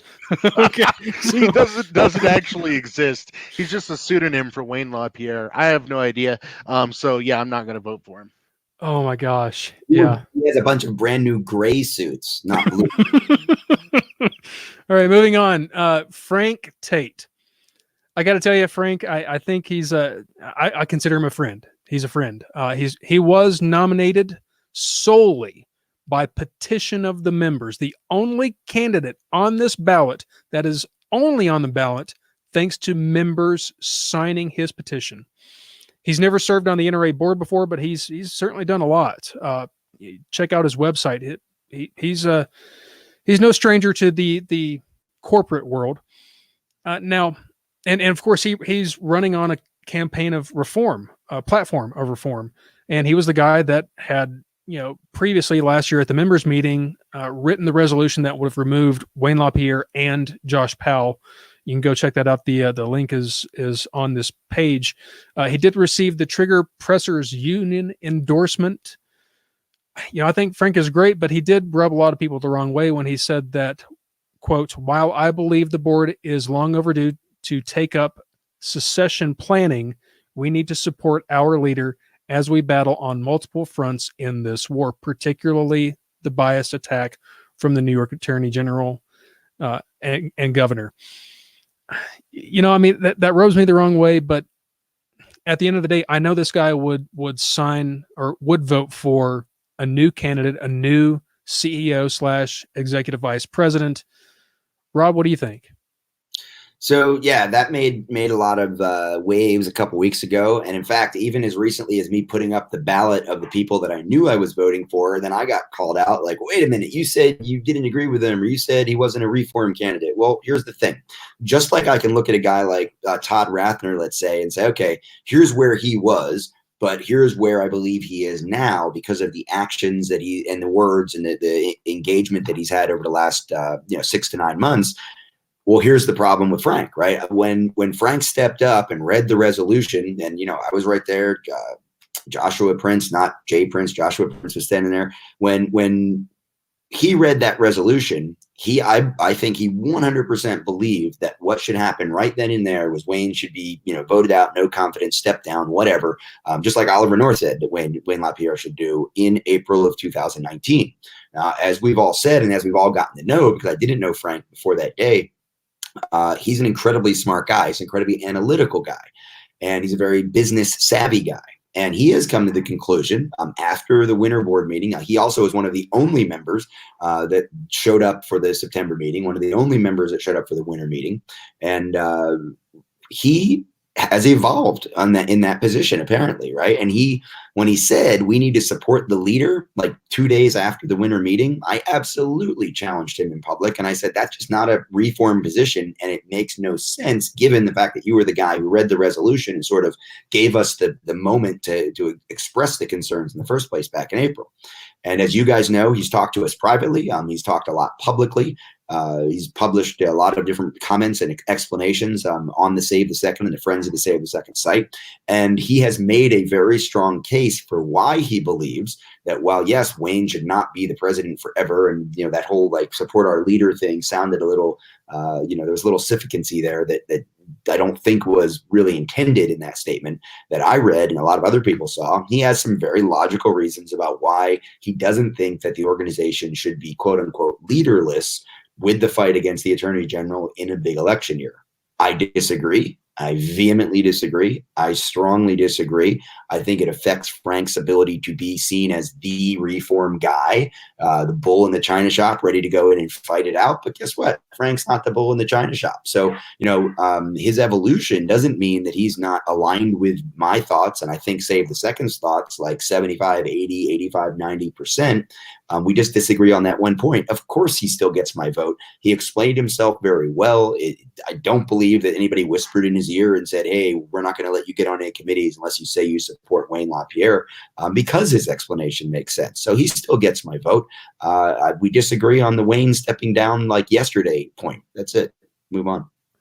Now, I will say that, the subject of what he was getting at with, supporting his leader, and not, immediately trying to have a secession plan, that became a little more real to me yesterday.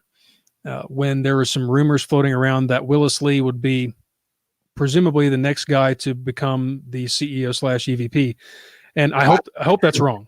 his delusions of grandeur leading off on someone else's delusions of grandeur. Social media post. That wasn't a rumor that he was going to take over. If we're talking about the same thing. Right. Well, I mean, still, that the issue of who is next is a legitimate concern because, well, I mean, Wayne LaPierre is not the end all be all. You're not going to get rid of him and magically everything's fixed. So the next guy that comes up is definitely going to have to be very squared away. So I see Frank's point a lot more today than I did when he first published that, but I still disagree with him. Now, previously I did say that I would be voting for him as a bullet vote. And while I'm not able to vote yet, we explained that earlier, he would still get my vote. Absolutely 100%. Although I think that if I were to vote, it would be specifically for both Frank and Graham Hill. That's my 2 cents. Anthony, what do you think?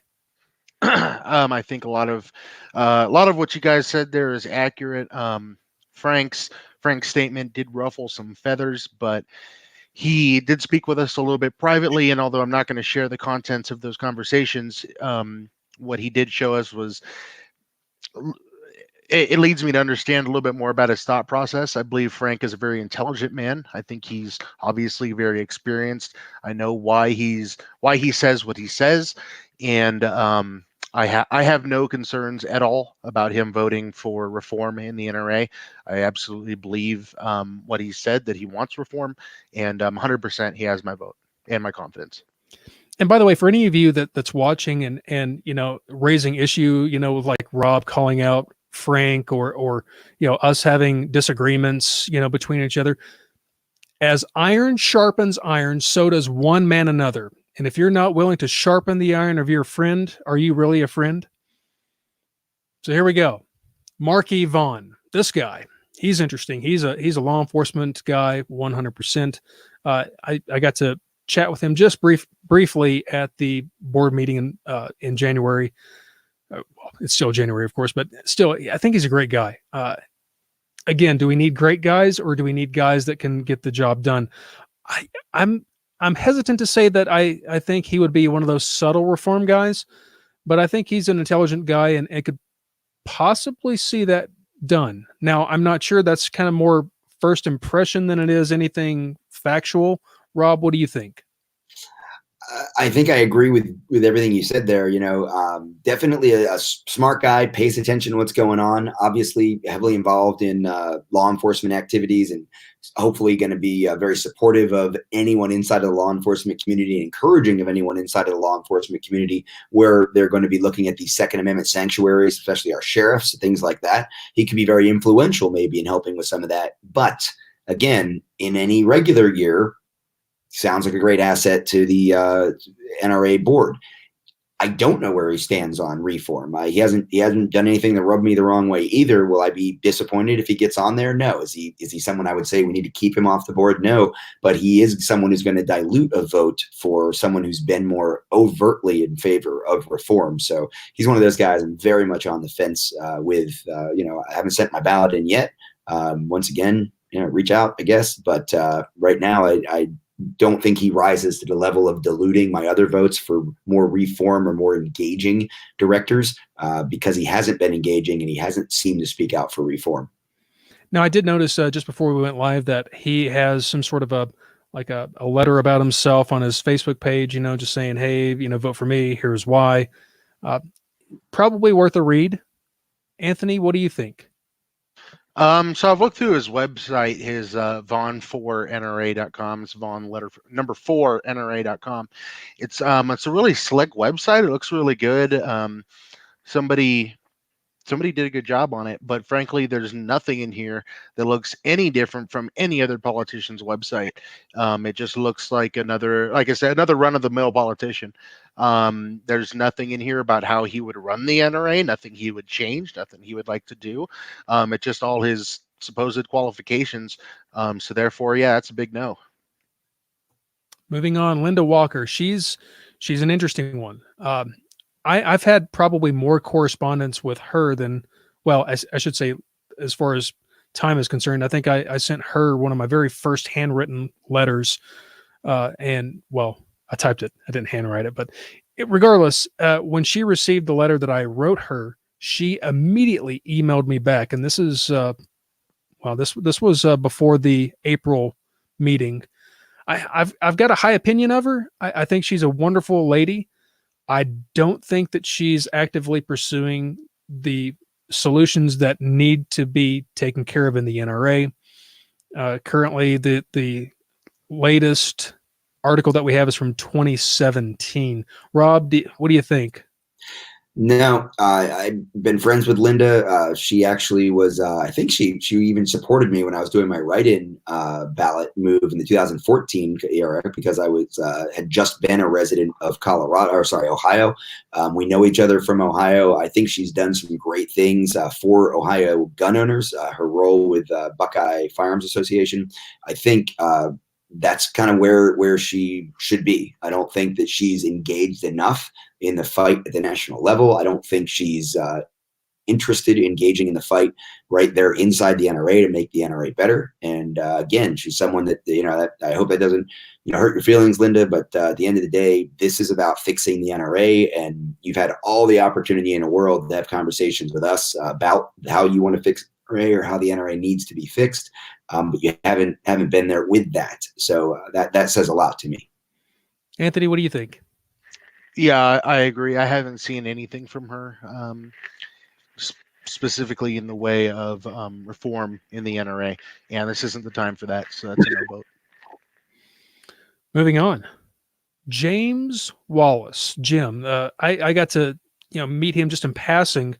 I didn't realize it, but he is the executive director of GOAL in Massachusetts. So I mean, the guy's been around the been around the block. He has never served on the NRA board before. He did attend the winter board meeting. That should say a lot. It should also say a lot that in January of 2019, he endorsed Tom King for the NRA board of directors. He did receive the Trigger Pressers Union endorsement or recommendation. So, I mean, he's got potential, I think, to have a voice and to be a leader, but I don't think he's going to be leading anybody to reform. What do you think, Rob? I've known Jim for a long time. I've worked with GOAL very closely for well over probably about 12 years now. I know a lot of people that work for him and with him in Massachusetts. I know how hard he's fought in Massachusetts. I also know that he's had to make some very tough decisions about how GOAL position themselves and about the politics inside of the very contentious, very hard to live in state of Massachusetts if you're a gun owner. And they've won a lot of ground. Under his tenure as the executive director there, and during this decade plus that I've watched that fight very closely, he has gained some ground. And that's important to me. So he's a fighter. He knows how to make hard decisions. He's actually very active in the community. I'm actually kind of surprised that he hasn't been, at the national level more often. He's at Gun Rights Policy Conference every year, things like that. I believe that he would be the one to work for reform. I believe that he would be one to risk his own, success, if you will, or his own, friendships, I guess, inside of that NRA old guard that he definitely has. He's a trusted member of the community for a lot of them, as you mentioned, Tom King. I got to be honest with you. A lot has come out of, in the open, in the public over the last year and a half. I'm not exactly sure that he would support some of the people or some of the policies that he has been in support of in the past. I want to see him on the board. He's another one of those that, like I said, with Calandra, he's been a hard enough fighter and a scrappy enough fighter at the local level. And he said a lot of the right things to me, both what I've seen in public and privately. I want to see him get on the board. And if I'm wrong, I'm wrong. He's definitely one I would take a risk on being wrong. I think he would do the right thing. And I am supporting and voting for Jim Wallace. Wow, that's amazing. And, like you mentioned, Massachusetts, man, if he's been fighting that fight for any length of time in Massachusetts, he has some perseverance. And I mean, that's one heck of a commendable attribute. Anthony, what do you think? I think his background, like you were just saying there with GOAL, does indicate the man has a lot of perseverance. He has a lot of tenacity. And I think you're right on all of that. Unlike Rob, I don't know enough about him. I don't have that personal relationship with him. Like I say, I've heard a lot of good things about him, but not enough for me to give him a vote and dilute my other votes. So again, I think he's done good work. I don't know enough to toss a yes for him. It's my opinion. Makes sense. Absolutely. Howard Walter, also known as Walt. He's the first year on the board was 1999, so he's been on for over 20 years now. He's age 85. I think he is currently the oldest board of director. He attended the winter board meeting. He's a friendly guy. I shook his hand. I think he's a very, very genuine, friendly man. Although I think, like Leroy Sisco, his trust is completely misplaced.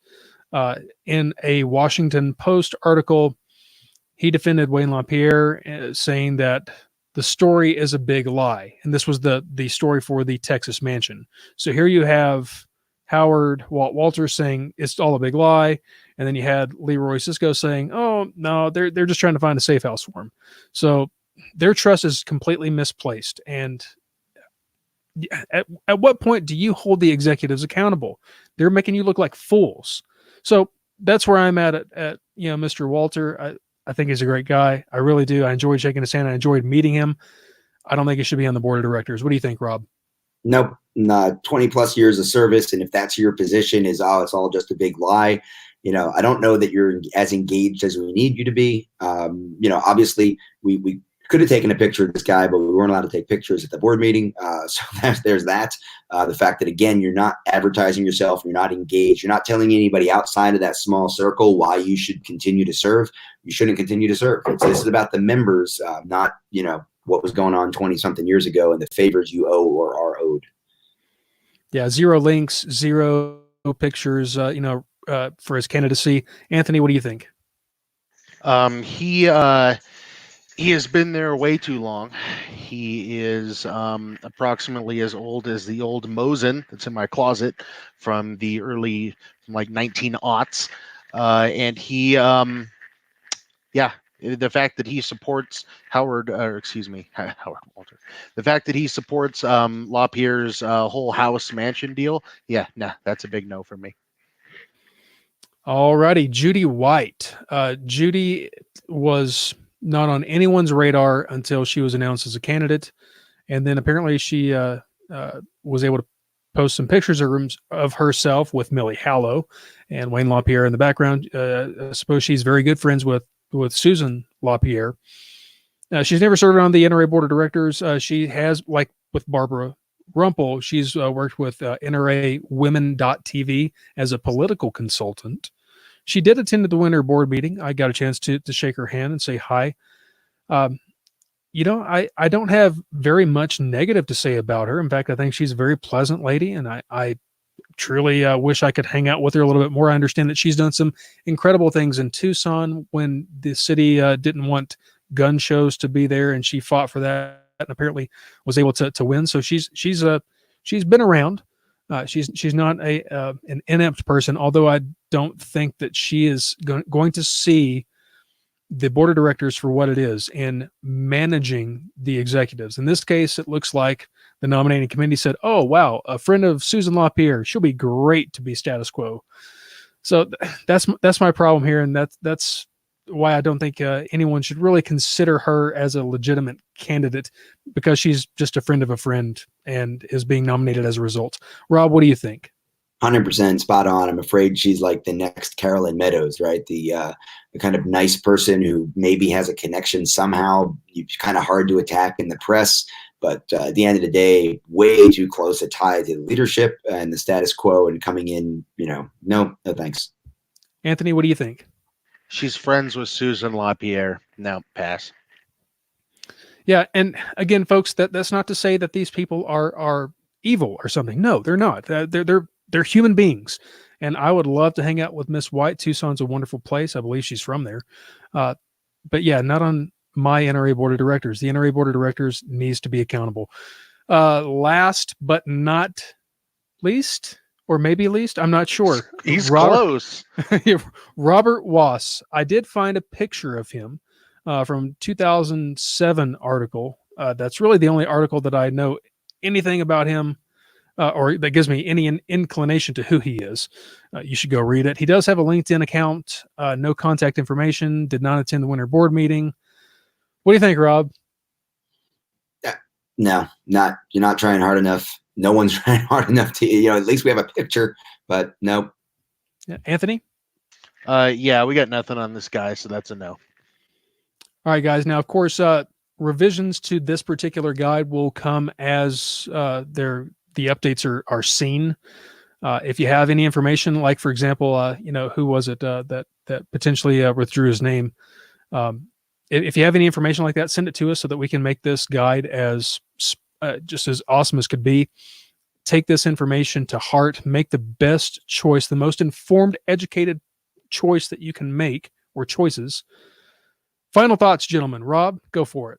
Yeah, over 2 hours. I think we've said it all. There were little pieces here. I don't know that anybody's really going to tune in that wasn't here. I appreciate everybody who was here listening to this live. I don't know how many people are going to listen to the full 2 hours, but one of the important things I would ask everybody to do, if you've made it this long, or you're watching this part, and one of the things that I'll do is, because this lives as a YouTube shareable video, what you can do is you can always timestamp that. So when you hit share at YouTube, you can go to the place that you want to share, hit the share button, and it might be an hour and 37 minutes in, and that's where the video starts when you share it with that timestamp. And what that means is, if you see anybody talking about one of these candidates up in the public space, anywhere else on social media, send them the link right at that timestamp. That way they don't have to fast forward, rewind, whatever. You can send them the part where we talk about Frank Tait, send them the part where we talk about Todd Rathner, send them the part where we talk about Anthony Calandra.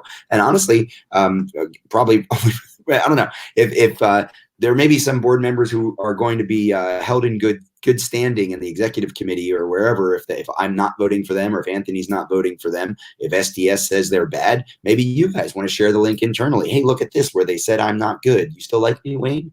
On the other hand, those who we are voting for might want to spread the word as well. The reason we did it this way, again, was because we didn't want to just publish a list and say, do what we say, or if you like us, vote for these people. If you trust us, even vote for these people. We wanted you to understand why. So now you've got 2 hours plus of why we're voting the way we are. And maybe if some of you were thinking about running, I saw over here, Stacey Morris, we're not going to talk about bullet voting because we've talked about it to death. Google it. We have articles and links and everything else.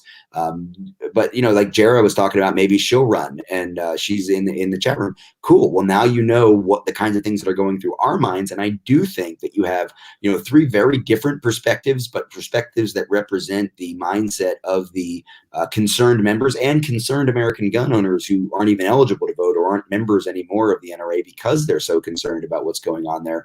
So I hope that we gave you some insight into sort of where our minds are, how we get to the votes. And yeah, I'm going to post a picture of a ballot with, here are I think there's 7 people I'm going to vote for.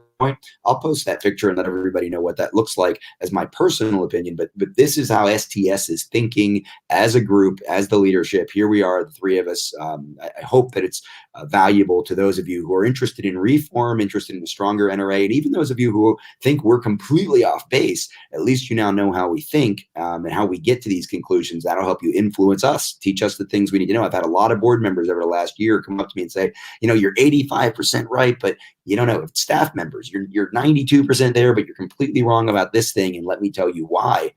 Educate us. Let us know. Bring it. Anthony, final thoughts. One last thing I wanted to go over. Everybody, we all appreciate the heck out of everybody's support, sharing us, liking us on Facebook, talking to your friends, family about us, and just sharing and following along with what we do. We appreciate the living heck out of it. Without you, it wouldn't be possible. I don't say these words often. I'm going to ask for your help, though. Coming up to NRAM, this is not cheap for us to go to this, for us to do what we got to do. I don't know if you've looked at the prices in Nashville recently. Not cheap. We need a little bit of help to help get the rooms that we need, and we need to get like a conference room for the night before the members meeting so we can all strategize. We're putting together this kind of big thing. We want to make a big impact there, and honestly, we need some extra cash. So if you wouldn't mind, if you got a couple of bucks laying around, come give us a donation. We would appreciate it. You can go to our website at savethe2a.org. It's going to help us a lot. $10, $20 is going to help us a lot to get this done. If you appreciate our work, you want to see us keep doing this, you want to see us make a big impact at NRAM, please toss us a couple of bucks. We would appreciate it. Thank you. And folks, it looks like we still have over 40 people watching. It's amazing to me. It's just absolutely amazing. Thank you so much for trying to be a part of the solution to the problems that exist in our NRA. We want a strong NRA. We want an accountable NRA. We want an effective NRA. We want an NRA that is devoid of any sort of corruption or malfeasance. And you are making that possible. It's you.